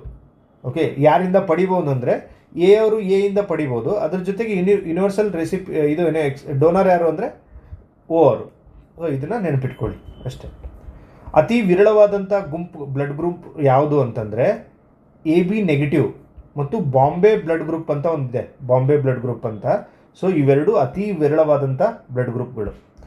ಓಕೆ, ನೆಕ್ಸ್ಟು ರಕ್ತಕ್ಕೆ ಸಂಬಂಧಿಸಿದ ಕೆಲವೊಂದು ಕಾಯಿಲೆಗಳ ಬಗ್ಗೆ ನೋಡಿ. ನಾವು ಯಾವ ಥರ ಡಿಸ್ಕಸ್ ಮಾಡ್ತಿದ್ದೀವಿ ಇಲ್ಲೇ ಅನಲೈಸ್ ಮಾಡಿ ನೀವು. ನಾವು ಸ್ಟಾರ್ಟಿಂಗ್ ಬ್ಲಡ್ ಅಂದರೆ ಏನು, ಅದ್ರ ಕಾಂಪೋಸಿಷನ್ನಿಂದ ಹಿಡಿದು ಒಂದೊಂದೇ ಹಂತವಾಗಿ ಎಲ್ಲನೂ ಡಿಸ್ಇಂಟಿಗ್ರೇಟ್ ಮಾಡಿ ನೋಡ್ತಾ ಬರ್ತಾ ಇದ್ದೀವಿ. ಈಗ ಬ್ಲಡ್ ಬಗ್ಗೆ ಟೆಕ್ನಿಕಲ್ ಡಿಸ್ಕಷನ್ ಆಯಿತು. ಅದ್ರ ಮೇಲೆ ಈಗ ಬ್ಲಡ್ ಮೇಲೆ ಕಾಯಿಲೆಗಳು ಯಾವುದಿದೆ ಡಿಸ್ಕಸ್ ಮಾಡ್ತೀವಿ. ಇದಾದಮೇಲೆ ಡಿಫ್ರೆಂಟ್ ಬ್ಲಡ್ ಯಾವ್ಯಾವ ಥರ ಇದೆ ಅನ್ನೋದು ಡಿಸ್ಕಸ್ ಮಾಡಿ ಈ ಬ್ಲಡ್ ಚಾಪ್ಟರ್ನ ಕಂಪ್ಲೀಟಾಗಿ ಮುಗಿಸ್ತೀವಿ. So blood is one topic. ಅದನ್ನು ಥರೋ ಆಗಿ ನಿಮ್ಗೆ 6th ಕ್ಲಾಸ್ NCERTಯಿಂದ ಕಂಪ್ಲೀಟ್ 12th ನಿಮಗೆ ಬ್ಲಡ್ ಟಾಪಿಕ್ ಮೇಲೆ ಎಲ್ಲೆಲ್ಲಿ ಏನೇನು ಕಂಟೆಂಟ್ ಇದೆ ಅದನ್ನೆಲ್ಲ ಹೆಕ್ಕಿ ಇದನ್ನು ನಿಮಗೆ ಈ PPT ಮಾಡಲಾಗಿದೆ. ಓಕೆ, ನೆಕ್ಸ್ಟ್ ಅದೇ ಥರ ರಕ್ತಕ್ಕೆ ಸಂಬಂಧಿಸಿದ ಪ್ರಮುಖ ಕಾಯಿಲೆಗಳು ಯಾವುದು ಅಂದರೆ ಹಿಮೋಫಿಲಿಯಾ ಅಂತ ಮೊದಲನೇ ಕಾಯಿಲೆ. ಇದು ಅನುವಂಶೀಯ ರೋಗ, ಇದು ಜೆನೆಟಿಕಲ್ ಡಿಸಾರ್ಡರ್. ಇದು ಅಂದರೆ ತಂದೆಯಿಂದ ಮಗನಿಗೆ ಹರಡುವಂಥ ರೋಗ. ಇದೇನಾಗುತ್ತೆ ಅಂದರೆ ಹಿಮೋಫಿಲಿಯಾದಲ್ಲಿ ರಕ್ತ ಹೆಪ್ಪುಗಟ್ಟೋದೇ ಇಲ್ಲ. ನಾನು ಆವಾಗಲೇ ನಿಮ್ಗೆ ಹೇಳಿದ್ದೆ ಗೊತ್ತಾ, ಪ್ರೋಥ್ರಾಂಬಿನ್ ಅಂತ ಒಂದು ಪ್ರೋಟೀನ್ ಇರುತ್ತೆ ಅಂತ, ಪ್ರೋಥ್ರಾಂಬಿನ್ ಅಂತ. ಸೊ ಈ ಪ್ರೋಟೀನ್ ಪ್ರೊಡಕ್ಷನ್ ಆಗ್ತಿರಲ್ಲ ಇವ್ರ ದೇಹದಲ್ಲಿ. ಸೊ ಅದಕ್ಕೋಸ್ಕರ ರಕ್ತ ಹೆಪ್ಪುಗಟ್ಟೋದಿಲ್ಲ. ಇದು ಏನಾಗಿತ್ತು, ಬ್ರಿಟನ್ನ ರಾಜಮನೆತನ ಏನಿದೆ, ಕಿಂಗ್ ಚಾರ್ಲ್ಸ್ ಮನೆತನ ಏನಿದೆ, ಕ್ವೀನ್ ವಿಕ್ಟೋರಿಯಾ ಮನೆತನ ಏನಿದೆ, ಅವ್ರ ಮನೆತನದಲ್ಲಿ ಈ ರೋಗ ಬಂದಿದ್ದರಿಂದ ಇದಕ್ಕೆ ರಾಯಲ್ ಡಿಸೀಸ್ ಅಂತ ಕರೀತಾರೆ. ಸೊ ಇದು ಕ್ವಶನ್ ಆಗಿದೆ, ಇದನ್ನು ಬೇರೆ ಸೆಂಟ್ರಲ್ ಗೌರ್ಮೆಂಟ್ ಎಕ್ಸಾಮಲ್ಲೂ ಕೇಳಿದ್ದಾರೆ. Which of the following is called as royal disease ಅಂತ ಕೇಳಿಬಿಡ್ತಾರೆ. ಸೊ ರಾಯಲ್ ಡಿಸೀಸ್ ಯಾವುದು ಅಂದರೆ ಹಿಮೋಫಿಲಿಯಾಗೆ ರಾಯಲ್ ಡಿಸೀಸ್ ಅಂತ ಕರೀತಾರೆ. ಓಕೆ, ಇದು ಅತಿ ಹೆಚ್ಚು ಗಂಡಸರಲ್ಲಿ ಕಾಣಿಸಿಕೊಳ್ಳುತ್ತದೆ ಅಂತ ಪಾಯಿಂಟ್ ಇದೆ. ಓಕೆ, ಹಿಮೋಫಿಲಿಯಾ ಅತಿ ಹೆಚ್ಚು ಗಂಡಸರಲ್ಲಿ ಬರುತ್ತೆ. ಯಾಕಂದರೆ ಇದು ಗಂಡಿನಿಂದ ಗಂಡಿಗೆ ಹರಡುವಂಥ, ಅಂದರೆ ನಿಮಗೆ ವೈ ಲಿಂಕ್ಡ್ ಡಿಸೀಸ್ ಅಂತ ಕರೀತಾರೆ ಇದಕ್ಕೆ, ವೈ ಲಿಂಕ್ಡ್ ಡಿಸೀಸ್ ಅಂತ. ನಿಮ್ಗೆ ಇನ್ನೊಂದು ಫನ್ ಫ್ಯಾಕ್ಟ್ ಹೇಳ್ತೀನಿ. ಈಗ ನೋಡಿ, ತಲೆ ಬಾಲ್ಡ್ ಆಗುತ್ತೆ, ತಲೆ ಕೂದಲು ಉದುರೋಗುತ್ತಲ್ಲ, ಈ ಒಂದು ವಯಸ್ಸಾದಮೇಲೆ, ಈಗ 30+ ಈಗ ಆಗ್ತಿದೆ, ಎಲ್ರಿಗೂ ತಲೆ ಕೂದಲು ಉದುರ್ತಾ ಇದೆ. ಸೊ ಇದು ಗಂಡು ಮಕ್ಕಳಿಗೆ ಮಾತ್ರ ಯಾಕೆ ಆ ಥರ ಆಗುತ್ತೆ, ಹೆಣ್ಮಕ್ಳಿಗೆ ಯಾಕೆ ಆಗಲ್ಲ ಅಂತಂದರೆ, ಬಾಲ್ಡ್ನೆಸ್ ಏನಂತ ಕರಿತೀರಿ ನೀವು, baldness is a genetical disorder. Baldness is a genetical disorder ಅಂದರೆ ನಿಮ್ಮ ತಂದೆಯಿಂದ ನಿಮಗೆ ಬರುವಂಥ ರೋಗ ಇದು. ವೈ ಲಿಂಕ್ಡ್ ಡಿಸೀಸ್ ಇದು ಅಂದರೆ ನಿಮಗೆ ಈಗ ಮೆನ್ನಲ್ಲಿ XY ಕ್ರೋಮೋಸೋಮ್ಸ್ ಇರುತ್ತೆ, ವುಮನ್ನಲ್ಲಿ XX ಇರುತ್ತೆ, ಹೌದಾ? ಇದು ಈಗ ತಂದೆಯಿಂದ, ಈಗ ಇದು ಫಾದರ್ ಮದರ್. ಈಗ ಮಗ ಹುಟ್ಟಿದರೆ ಅವನಿಗೂ ಕೂಡ ಏನಾಗಿರುತ್ತೆ, X ಒಂದು ಕಡೆಯಿಂದ ಬಂದಿರುತ್ತೆ, Y ತಂದೆಯಿಂದನೇ ಬಂದಿರುತ್ತೆ. ಸೊ ಮಗ ಓಕೆ, ಇವನಿಗೆ ತಂದೆಯಿಂದ ಈ Y ಜೀನ್ ಏನಿದೆ ಇದು ಟ್ರಾನ್ಸ್ಫರ್ ಆಗಿರುತ್ತೆ. ಈ Y ಜೀನಿಂದ ಈ Y ಜೀನಲ್ಲಿ ನಿಮಗೆ ಈ ಡಿಸೀಸಸ್ ಕ್ಯಾರಿ ಆಗಿರುತ್ತೆ. ಸೊ ಬಾಲ್ಡ್ನೆಸ್ ಈಸ್ ಆಲ್ಸೋ, ಅದಕ್ಕೆ ನೋಡಿ ತಲೆ ಬಾಂಡ್ಲಿ ಏನಿದೆ ಅಲ್ಲ, ಯೂಶ್ವಲಿ ಹೆಂಗೆ ಅಂದರೆ ತಂದೆ ಅಥವಾ ಅಜ್ಜಂದು ತಲೆ ಬಾಂಡ್ಲಿ ಇದ್ದರೆ ಯೂಶ್ವಲಿ ಮಗಂದು ಆಗುತ್ತೆ. ಓಕೆ, ವೈ ಲಿಂಕ್ಡ್ ಡಿಸೀಸ್ ಆಯಿತು. ಹಿಮೋಫಿಲಿಯಾಗೆ ಇನ್ನೊಂದು ಚಿಕಿತ್ಸೆ ಯಾವುದು ಅಂದರೆ ರೆನ್ ಅನ್ನೋ ಒಂದು ಔಷಧಿ ಬಳಕೆ ಮಾಡ್ತಾರೆ ಈ ಹಿಮೋಫಿಲಿಯಾನ ಕಡಿಮೆ ಮಾಡೋದಕ್ಕೆ. Okay, next sickle cell ಎನೇಮಿಯಾ. ಇದು ಕೂಡ ಒಂದು ಡಿಸೀಸು. ನಾವು ಲಾಸ್ಟ್ ಕ್ಲಾಸಲ್ಲಿ ಸಿಕಲ್ ಸೆಲ್ ಅನೇಮಿಯಾ ಬಗ್ಗೆ ಕೆಲವೊಂದು ಡಿಸ್ಕಸ್ ಮಾಡಿದ್ವಿ. ಸಿಕಲ್ ಸೆಲ್ ಅನೇಮಿಯಲ್ಲಿ ಏನಾಗುತ್ತೆ ಅಂದರೆ RBC ಶೇಪು ನಾವು ಆಲ್ರೆಡಿ ಡಿಸ್ಕಸ್ ಮಾಡಿದ್ವಿ, ರೌಂಡ್ ಶೇಪಲ್ಲಿರುತ್ತೆ ಮತ್ತು ತಟ್ಟೆ ಆಕಾರದಲ್ಲಿ ಇರುತ್ತೆ ಅಂತ ಡಿಸ್ಕಸ್ ಮಾಡಿದ್ದೀವಿ. ಸಿಕಲ್ ಸೆಲ್ ಅನೇಮಿಯಾದಲ್ಲಿ ಏನಾಗುತ್ತೆ ಅಂದರೆ ಈ ರೌಂಡ್ ಶೇಪ್ ಹೋಗಿ ಈ ಶೇಪಲ್ಲಿ ಬರುತ್ತೆ. ಅದು ಸಿಕಲ್ ಅಂದರೆ ಈ ಶೇಪಲ್ಲಿ ಅರ್ಧ ಚಂದ್ರಮನ ಆಕೃತಿಯಲ್ಲಿ ಬರುತ್ತೆ. ಅದು ಹಿಂಗಾದಾಗ ಏನಾಗುತ್ತೆ ಅಂದರೆ ಆಕ್ಸಿಜನ್ ಕ್ಯಾರಿಯಿಂಗ್ ಕೆಪಾಸಿಟಿ ಕಡಿಮೆ ಆಗಿಬಿಡುತ್ತೆ ಸೆಲ್ದು. ಸೊ ನೋಡಿ, ಈ ರೌಂಡ್ ಇದ್ದಾಗ ಒಂದು ಲೆವೆಲಿಗೆ ಈಗ 100% ಆಕ್ಸಿಜನ್ ಕ್ಯಾರಿ ಮಾಡ್ತಾ ಇದ್ರೆ, ಈ ಥರ ಆದಾಗ ಇಲ್ಲಿದೆಲ್ಲ ಜಾಗ ಹೋಯ್ತಲ್ಲ, ಇಲ್ಲೇನಾಗುತ್ತೆ ಅಂದರೆ ನಿಮಗೆ ಇಲ್ಲಿ ಬರೀ 50% ಮಾತ್ರ ಆಕ್ಸಿಜನ್ ಕ್ಯಾರಿ ಮಾಡ್ತಾನೆ ಈ ಸೆಲ್ ಥ್ರೂ. ಸೊ ಅವಾಗ ಏನಾಗುತ್ತೆ, ಆಕ್ಸಿಜನ್ ಕ್ಯಾರಿ ಕೆಪಾಸಿಟಿ ಕಡಿಮೆ ಆಗೋದ್ರಿಂದ ನಿಮಗೆ ಸಮಸ್ಯೆಗಳು ಉಂಟಾಗುತ್ತೆ. ಓಕೆ, ಈ ರಕ್ತಹೀನತೆ ಇದು ಕೂಡ ಜೆನೆಟಿಕಲ್ ಡಿಸಾರ್ಡರೇ. ನಿಮಗೆ ಈ sickle cell enemy is also genetical disorder. ಇದು ಯಾಕೆ ಹೀಗಾಗುತ್ತೆ, ಇದು ಯಾಕೆ ಸಿಕಲ್ ಸೆಲ್ ಎನಿಮಿ ಆಗುತ್ತೆ ಅಂತಂದರೆ, ಈ ಹಿಮೋಗ್ಲೋಬಿನಲ್ಲಿ 6ನೇ ಹಂತದಲ್ಲಿ ಗ್ಲುಟಾಮಿಕ್ ಆ್ಯಸಿಡ್ ಬದಲಾಗಿ ವ್ಯಾಲಿನ್ ಅನ್ನೋದು ಡೆವಲಪ್ ಆಗಿರುತ್ತೆ ಒಬ್ಬೊಬ್ಬರಿಗೆ. ಸೊ ವ್ಯಾಲಿನ್ ಅನ್ನೋ ಕೆಮಿಕಲ್ ಬರೋದ್ರಿಂದ ಇದು ನಿಮಗೆ ಸಿಕಲ್ ಸೆಲ್ ಎನಿಮಿಯಾಗೆ ಇದಾಗುತ್ತೆ, ಅದು ಇನ್ನೂ ಕನ್ವರ್ಟ್ ಆಗುತ್ತೆ. ಓಕೆ, ನೆಕ್ಸ್ಟ್ ಡಿಸೀಸು ಥಲೆಸೆಮಿಯಾ ಅಥವಾ ಆಲ್ಬಿನಿಸಮ್ ಅಂತ ಕರೀತಾರೆ. ಥಲೆಸೆಮಿಯಾ ಅಂತಂದರೆ ಇದು ಕೂಡ ಜೆನೆಟಿಕಲ್ ಡಿಸಾರ್ಡರು. ರಕ್ತನೇ ಉತ್ಪತ್ತಿ ಕಡಿಮೆ ಆಗ್ತಿರುತ್ತೆ ಇವರಿಗೆ ಥಲೆಸೆಮಿಯಾದಲ್ಲಿ. ಓಕೆ, ರಕ್ತ ಉತ್ಪಾದನೆ ಕಡಿಮೆ ಆಗ್ತಿರುತ್ತೆ, ನೆನ್ಪಿಟ್ಕೊಳ್ಳಿ ಇದನ್ನೆಲ್ಲ. ಭಾರತದಲ್ಲಿ, ಆಂಧ್ರ ಪ್ರದೇಶದಲ್ಲಿ ಈ ಥಲೆಸೆಮಿಯಾ ಡಿಸೀಸಸ್ ಜಾಸ್ತಿ ಇದೆಯಂತೆ. ಓಕೆ, ಆಲ್ಬಿನಿಸಮ್ ಅಂತಂದರೆ ಚರ್ಮದಲ್ಲಿ ಮೆಲನಿನ್ನ ಕೊರತೆ ಆಗಿರುತ್ತೆ. ಸೊ ನಾನು ಲಾಸ್ಟ್ ಕ್ಲಾಸಲ್ಲಿ ನಿಮ್ಗೊಂದು ಕ್ವಶನ್ ಕೇಳಿದ್ದೆ, ಕೂದಲಿಗೆ ಬಣ್ಣ ಕೊಡುವಂಥ ಪ್ರೋಟೀನ್ ಯಾವುದು ಅಂತ. ಕೆರಾಟಿನ್ ಅನ್ನೋ ಒಂದು ಕೆಮಿಕಲಿಂದ ನಿಮಗೆ ಕೂದಲಿಗೆ ಕಪ್ಪು ಬಣ್ಣ ಬರುತ್ತೆ. ಅದೇ ಥರ ಚರ್ಮಕ್ಕೆ ಬಣ್ಣ ಕೊಡುವಂಥ ಇದು ಯಾವುದು ಅಂತಂದರೆ ಕಾಂಪೋನೆಂಟು ಮೆಲನಿನ್ ಅನ್ನೋದು. ಸೊ ಈ ಮೆಲನಿನ್ ಕೊರತೆ ಆದರೆ ನಿಮಗೆ ಬಿಳಿ ಆಗಿಬಿಡುತ್ತೆ ಸ್ಕಿನ್ ಎಲ್ಲ. ಓಕೆ, ವೈಟ್ನೆಸ್ ಬರುತ್ತೆ. ಚರ್ಮದಲ್ಲಿ ಮೆಲನಿನ್ ಕೊರತೆ ಆಗೋದ್ರಿಂದ ಇದು ಆಲ್ಬಿನಿಸಮ್ ಆಗುತ್ತೆ. Okay, next blood sugar. ಇದು ನಿಮ್ಗೆ ಗೊತ್ತಿರುತ್ತೆ, ಬ್ಲಡ್ಡಲ್ಲಿ ಏನಾಗಿರುತ್ತೆ ನಿಮಗೆ ಡಯಾಬಿಟಿಸ್ ಗೊತ್ತಲ್ಲ. ಹೈಪೋಗ್ಲೈಸಿಮಿಯಾ ಅಂತಂದರೆ ಕಡಿಮೆ ಆಗಿರುತ್ತೆ. ಹೈಪೋ ಅಂದರೆ ಕಡಿಮೆ, ಹೈಪರ್ ಅಂದರೆ ಹೆಚ್ಚು, ಸಕ್ಕರೆ ಕಾಯಿಲೆ. ಓಕೆ, ನೆಕ್ಸ್ಟು ಇದು ಬೇರೆ ಬೇರೆ ಪ್ರಾಣಿಗಳಲ್ಲಿ ಯಾವ್ಯಾವ ಕಲರ್ ಬಣ್ಣದ ರಕ್ತ ಇದೆ ಅಂತ ಒಂದು ಸರಿ ನೋಡ್ಕೊಳ್ಳಿ. ಮ್ಯಾಚ್ ದ ಫಾಲೋಯಿಂಗಲ್ಲಿ ಕೇಳ್ತಾರೆ ಈ ಥರದ ಫನ್ ಫ್ಯಾಕ್ಟ್ಸು. ಸೊ ಮಾನವರಲ್ಲಿ ನಿಮಗೆಲ್ಲ ಗೊತ್ತಿರುತ್ತೆ, ಕೆಂಪು ಕಲರ್ ಇರುತ್ತೆ. ರೀಸನ್ ಯಾಕೆ ಅಂದರೆ ಹಿಮೋಗ್ಲೋಬಿನ್ ಅನ್ನೋ ಒಂದು ಕೆಮಿಕಲ್ ಇರುತ್ತೆ. ಆ ಹಿಮೋಗ್ಲೋಬಿನಲ್ಲಿ ಐರನ್ ಕಂಟೆಂಟ್ ಇರುತ್ತೆ, ಕಬ್ಬಿಣದ ಅಂಶ ಇರುತ್ತೆ. ಸೊ ಐರನ್ ರೆಡ್ ಕಲರ್ ಆಗುತ್ತೆ.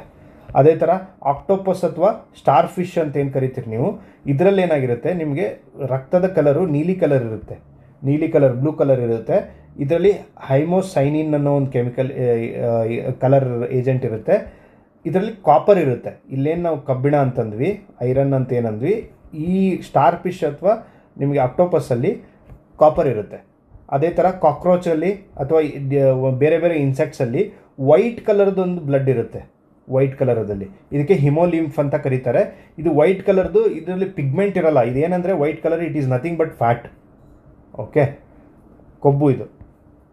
ನೆಕ್ಸ್ಟ್ ಅದೇ ಥರ ಸಮುದ್ರದ ಚಿಪ್ಪು ಮತ್ತು ಕಡಲ ಜೀವಿಗಳಲ್ಲಿ ಕೆಲವೊಂದು ಜೀವಿಗಳಲ್ಲಿ ಏನಾಗಿರುತ್ತೆ, ಈ ಚಿಪ್ಪುಗಳಿರುತ್ತಲ್ಲ, ಕಪ್ಪೆ ಚಿಪ್ಪು, ಇದರಲ್ಲೆಲ್ಲ ಇದರದ್ದು ಬ್ಲಡ್ ಕಲರ್ ಎಲ್ಲ ಹಸಿರಾಗಿರುತ್ತೆ. ಓಕೆ, ಕ್ಲೋರೋಕ್ಯುರಿನಿನ್ ಅಂತನೋ ಒಂದು ಕೆಮಿಕಲ್ ಇರುತ್ತೆ. ಇದರಲ್ಲಿ ವೆನಾಡಿಯಮ್ ಇರುತ್ತೆ, ಇದನ್ನ ನೆನಪಿಟ್ಕೊಳ್ಳಿ, ವೆನಾಡಿಯಮ್. ಈ ಥರದ್ದು ಡಿಫ್ರೆಂಟ್ ಏನು ಪಾಯಿಂಟ್ಸ್ ಇರುತ್ತೆ ಅದನ್ನ ಕೇಳುವಂಥ ಪ್ರೊಬಬಿಲಿಟಿ ಜಾಸ್ತಿ ಇರುತ್ತೆ ಅವರು. ಓಕೆ, ವೆನಾಡಿಯಮ್ ಇರುತ್ತೆ.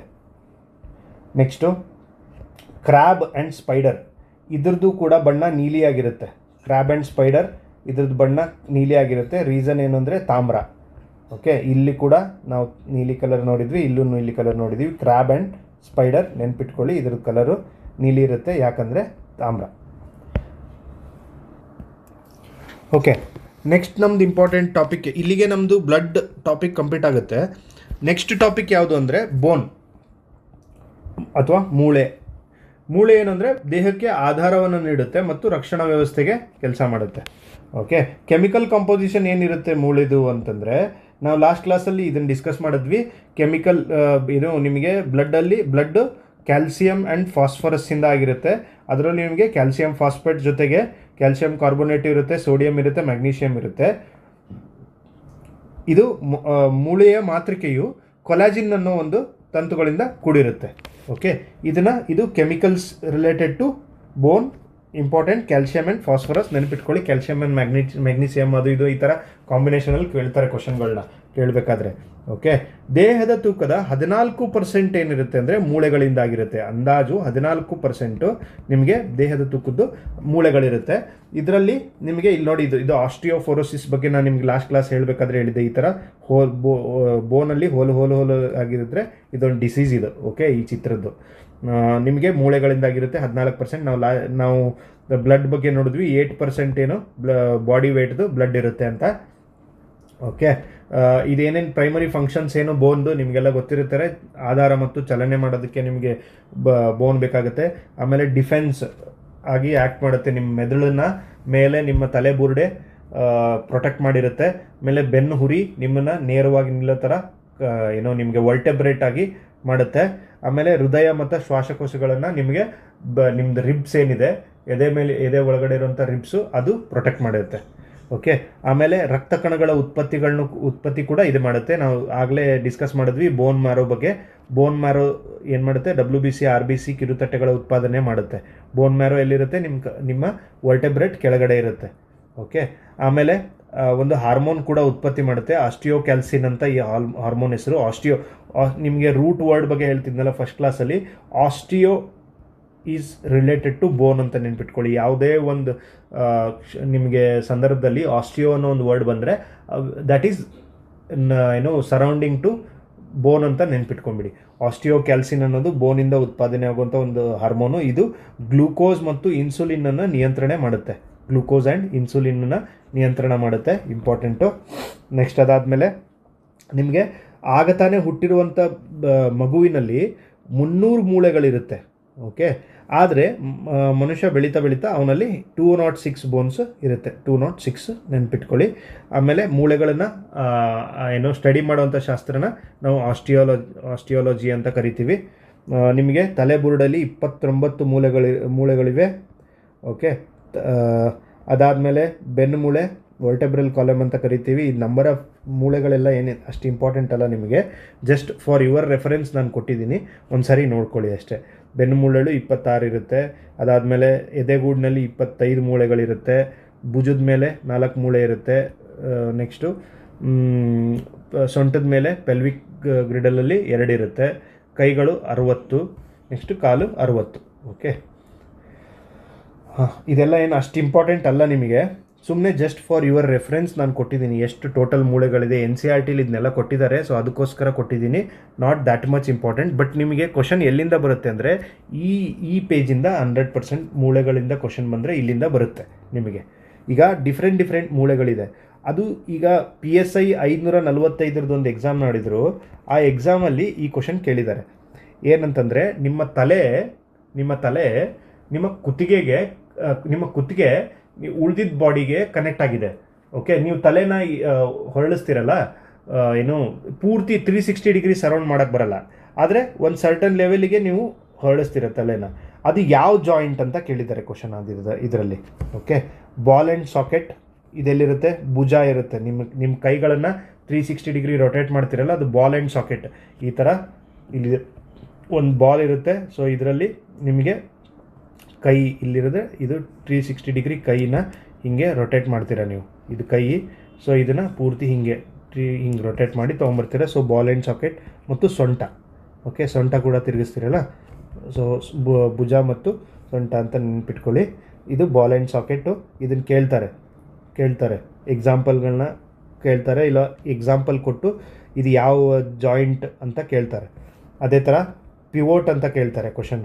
ರೇಡಿಯಸ್ ಅಲ್ನ, ಇದು ಪಿವೋಟ್, ಇದಕ್ಕೆ ಕನೆಕ್ಟ್ ಆಗಿರೋದು.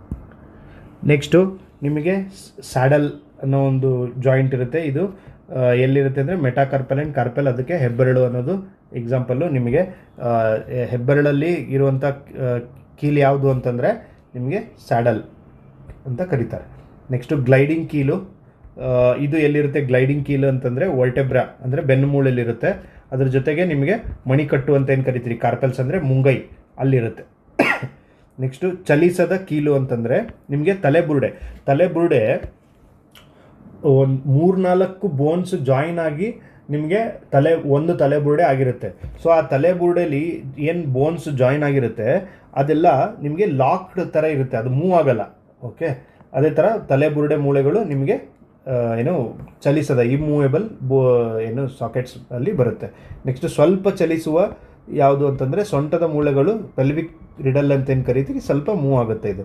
ನೆಕ್ಸ್ಟು ಹಿಂಜ ಅಂತ ಏನು ಕರಿತೀರಿ, ಬಾಗಿಲಿನ ಹಿಂದೆ ಇರುತ್ತಲ್ಲ ಆ ಥರದ್ದು. ಮೊಣಕಾಲು ಅಂದರೆ ಇದು ನಿಮಗೆ ಸ್ವಲ್ಪ ಮೂಮೆಂಟ್ ಆಗುತ್ತೆ, ಪೂರ್ತಿ ಮುಂದೇನು ಮೂಮೆಂಟ್ ಆಗಲ್ಲ ಇದು ನಿಮಗೆ. ಮೊಣಕಾಲು, ಮೊಣಕೈ, ಪಾದದ ಗಂಟುಗಳು, ಆ್ಯಂಕಲ್ ಅಂತ ಏನು ಕರಿತೀರಿ ಅದು, ಇದೆಲ್ಲ ಹಿಂಜಲ್ಲಿ ಬರುತ್ತೆ. ಸೊ ಇದನ್ನು ನೆನಪಿಟ್ಕೋಬೇಕಾಗುತ್ತೆ ನೀವು. ಇದನ್ನೆಲ್ಲ ಕೇಳ್ತಾರೆ. ಬಾಲ್ ಆ್ಯಂಡ್ ಸಾಕೆಟಿಗೆ ಯಾವುದು ಎಕ್ಸಾಂಪಲು, ಪಿವೋಟಿಗೆ ಯಾವುದು ಎಕ್ಸಾಂಪಲು, ಆಮೇಲೆ ನಿಮ್ಮ ಸ್ಯಾಡಲ್ಗೆ ಯಾವುದು ಎಕ್ಸಾಂಪಲು, ಇದನ್ನೆಲ್ಲ ನೆನಪಿಟ್ಕೊಳ್ಳಿ. ನೆಕ್ಸ್ಟ್ ಅದಾದಮೇಲೆ ಕೆಲವೊಂದು ಇಂಪಾರ್ಟೆಂಟ್ ಫ್ಯಾಕ್ಟ್ಸ್ ಇದೆ ರಿಲೇಟೆಡ್ ಟು ಬೋನ್. ಅತಿ ಉದ್ದವಾದಂಥ ಮೂಳೆ ಯಾವುದು ಅಂದರೆ ಫೀಮರ್ ಅಥವಾ ತೊಡೆ ಮೂಳೆ ಅಂತ ಏನು ಕರಿತೀರಿ ನೀವು, ಇದು ಅತಿ ಉದ್ದವಾದಂಥ ಮೂಳೆ. ನೆಕ್ಸ್ಟ್ ಅತಿ ಗಟ್ಟಿಯಾದಂಥ ಮೂಳೆ ಯಾವುದು ಅಂದರೆ ದವಡೆ, ಜಾ ಬೋನ್ ಅಂತ ಏನು ಕರಿತೀರಿ, ಇದು ಅತಿ ಗಟ್ಟಿಯಾದಂಥ ಮೂಳೆ. ನೆಕ್ಸ್ಟ್ ಅತಿ ಚಿಕ್ಕ ಮೂಳೆ ಯಾವುದು ಅಂತಂದರೆ ಸ್ಟೆಪಿಸ್, ಕಿವಿಯ ಮೂಳೆ ಇದು, ಸ್ಟೆಪಿಸ್ ಇದು. ಓಕೆ, ಸ್ಟೆಪಿಸ್ಸು ಅತಿ ಚಿಕ್ಕದಾದಂಥ ಮೂಳೆ. ನೆಕ್ಸ್ಟ್ ಅದಾದಮೇಲೆ ಸಂಪರ್ಕ ಹೊಂದಿಲ್ಲದ ಮೂಳೆ ಯಾವುದು ಅಂದರೆ ಹಯಾಯ್ಡ್ ಅಂತ ಗಂಟಲಿನಲ್ಲಿದೆ. ಇದು ಸಂಪರ್ಕ ಹೊಂದಿಲ್ಲ ಯಾವುದೇ ಬೇರೆ ಬೋನ್ಗಳ ಜೊತೆಗೆ. ನೆಕ್ಸ್ಟು ಬ್ಲೀಚಿಂಗ್ ಏಜೆಂಟ್ ಬಗ್ಗೆ ಕೆಲವೊಂದು ಕೊಟ್ಟಿದ್ದಾರೆ. ಮೂಳೆ ಬೂದಿಯನ್ನು ಸಕ್ಕರೆ ತಯಾರಿಕೆ, ಬಣ್ಣ, ಸಾಬೂನು, ಮಾರ್ಜಕಗಳಲ್ಲಿ ತಯಾರಿಗೆ ಬಳಸ್ತಾರೆ ಅಂತ. ಅಂದರೆ ನೀವು ಕೇಳಿರ್ತೀರ, ಶುಗರ್ ಫ್ಯಾಕ್ಟ್ರಿಲಿ ಬೋನ್ ಪೌಡರ್ನ ಯೂಸ್ ಮಾಡ್ತಾರೆ, ಬ್ಲೀಚಿಂಗ್ ಪೌಡರ್ ಆಗಿ ಬೋನ್ ಪೌಡರ್ನ ಯೂಸ್ ಮಾಡ್ತಾರೆ. So bone powder is also used as bleaching powder ಅಂತ ನೆನಪಿಟ್ಕೊಳ್ಳಿ. ಓಕೆ, ನೆಕ್ಸ್ಟು ಕಾಯಿಲೆಗಳು ಮತ್ತು ತಜ್ಞರು ಕೆಲವೊಂದು ಇದನ್ನು ಕೊಟ್ಟಿದ್ದೀನಿ. ಆಸ್ಟಿಯೋಪೊರೋಸಿಸ್ಸು ಇದನ್ನು ಡಿಸ್ಕಸ್ ಮಾಡಿದ್ವಿ ನಾವು, ಮೂಳೆಗಳ ಬಗ್ಗೆ ನಾವು ಸ್ಟಡಿ ಮಾಡ್ತೀವಿ ಇಲ್ಲ ಅಂತ. ಆರ್ಥರೈಟಿಸ್ ಅಂತಲೂ ಒಂದು ಸಮಸ್ಯೆ ಇರುತ್ತೆ. ಇದೇನೋ ಆರ್ಥರೈಟಿಸ್ ಅಂದರೆ ಕೀಲು ನೋವು ಅಂತ. ಓಕೆ, ಗೌಟ್ ಅಂತ ಒಂದು ಡಿಸೀಸ್ ಇದೆ, ಇದು ಸಂಧಿವಾತ, ಕಾಲೆಲ್ಲ ಊದ್ಕೊಂಡ್ಬಿಟ್ಟಿರುತ್ತಲ್ಲ ಅದು ಸಂಧಿವಾತ. ಮಸ್ಕ್ಯುಲರ್ ಡಯಸ್ಟ್ರೋಪಿ ಅಂತ ಅನ್ನೋದು ಸ್ನಾಯು ಕ್ಷಯ ಅಂತ ಕರೀತಾರೆ ಇದಕ್ಕೆ. ನೆಕ್ಸ್ಟು ಇದೆಲ್ಲ ಏನು ಅಷ್ಟು ಇಂಪಾರ್ಟೆಂಟ್ ಅಲ್ಲ ಅನ್ಕೋತೀನಿ ನಾನು. ಸೊ ಮೂಳೆ ಕ್ಯಾನ್ಸರ್ ಕೂಡ ಇದೆ. ಮೂಳೆ ತಜ್ಞರನ್ನ ನಾವು ಆರ್ಥೋಪೆಡಿಷಿಯನ್ ಅಂತ ಕರಿತೀವಿ, ಮೂಳೆ ವ್ಯಾಯಾಮಕ್ಕೆ ಫಿಸಿಯೋಥೆರಪಿಸ್ಟ್ ಅಂತ ಕರಿತೀವಿ. ಇದೆರಡೂ ನೀವು ಹಾಸ್ಪಿಟಲ್ ಹೋದಾಗ ಇವೆರಡು ಟರ್ಮ್ಗಳ ಬಗ್ಗೆ ಕೇಳಿರ್ತೀರ. Orthopedician is related to bone, physiotherapy ಮೂಳೆಗಳದ್ದು ರಿಲೇಟೆಡ್ ವ್ಯಾಯಾಮನ ಮಾಡಿಸ್ತಾರೆ. ಓಕೆ, ಇಲ್ಲಿಗೆ ನಮ್ಮದು ಮೂಳೆಗಳ ಬಗ್ಗೆನೂ ಟಾಪಿಕ್ ಮುಗಿಯುತ್ತೆ. ನಾವು ಬೋನ್ಸು ಮತ್ತು ಈ ಕ್ಲಾಸಲ್ಲಿ ಬೋನ್ಸ್ ಆ್ಯಂಡ್ ಬ್ಲಡ್ಡನ್ನ ಡೀಟೇಲಾಗಿ ಡಿಸ್ಕಷನ್ ಮಾಡಿದ್ದೀವಿ. ಇನ್ನೊಂದು ಕ್ಲಾಸ್ ಆದರೆ ನಮಗೆ ಈ ಟಾಪಿಕ್ ಕಂಪ್ಲೀಟ್ ಆಗುತ್ತೆ ಪೂರ್ತಿ. ಈ ಟಾಪಿಕ್ ಕಂಪ್ಲೀಟ್ ಆದಮೇಲೆ ನೀವು ಕಮೆಂಟ್ ಬಾಕ್ಸಲ್ಲಿ ಪ್ಲೀಸ್ ಕಮೆಂಟ್ ಹಾಕಿ ನಿಮ್ಗೆ ಯಾವ ಥರ ಕ್ಲಾಸ್ ಬೇಕು ಅಂಥೇಳಿ. ಓಕೆ, ಮತ್ತೇನಾದ್ರು ಸಮಸ್ಯೆ ಇದ್ದರೆ ಅಥವಾ ಏನಾದ್ರು ನಿಮ್ಗೆ ಇನ್ನೂ ಎಕ್ಸ್ಟ್ರಾ ಬೇಕಿದ್ದರೆ, ಕ್ಲಾಸಸ್ ಡ್ಯೂರೇಷನ್ ಹೆಚ್ಚಿಗೆ ಬೇಕಿದ್ದರೆ ಅಥವಾ ಕಡಿಮೆ ಬೇಕಿದ್ದರೆ ಯು ಕ್ಯಾನ್ ಸಜೆಸ್ಟ್, ಫ್ರೀಯಾಗಿ ಸಜೆಸ್ಟ್ ಮಾಡಿ. Okay, thank you for your time.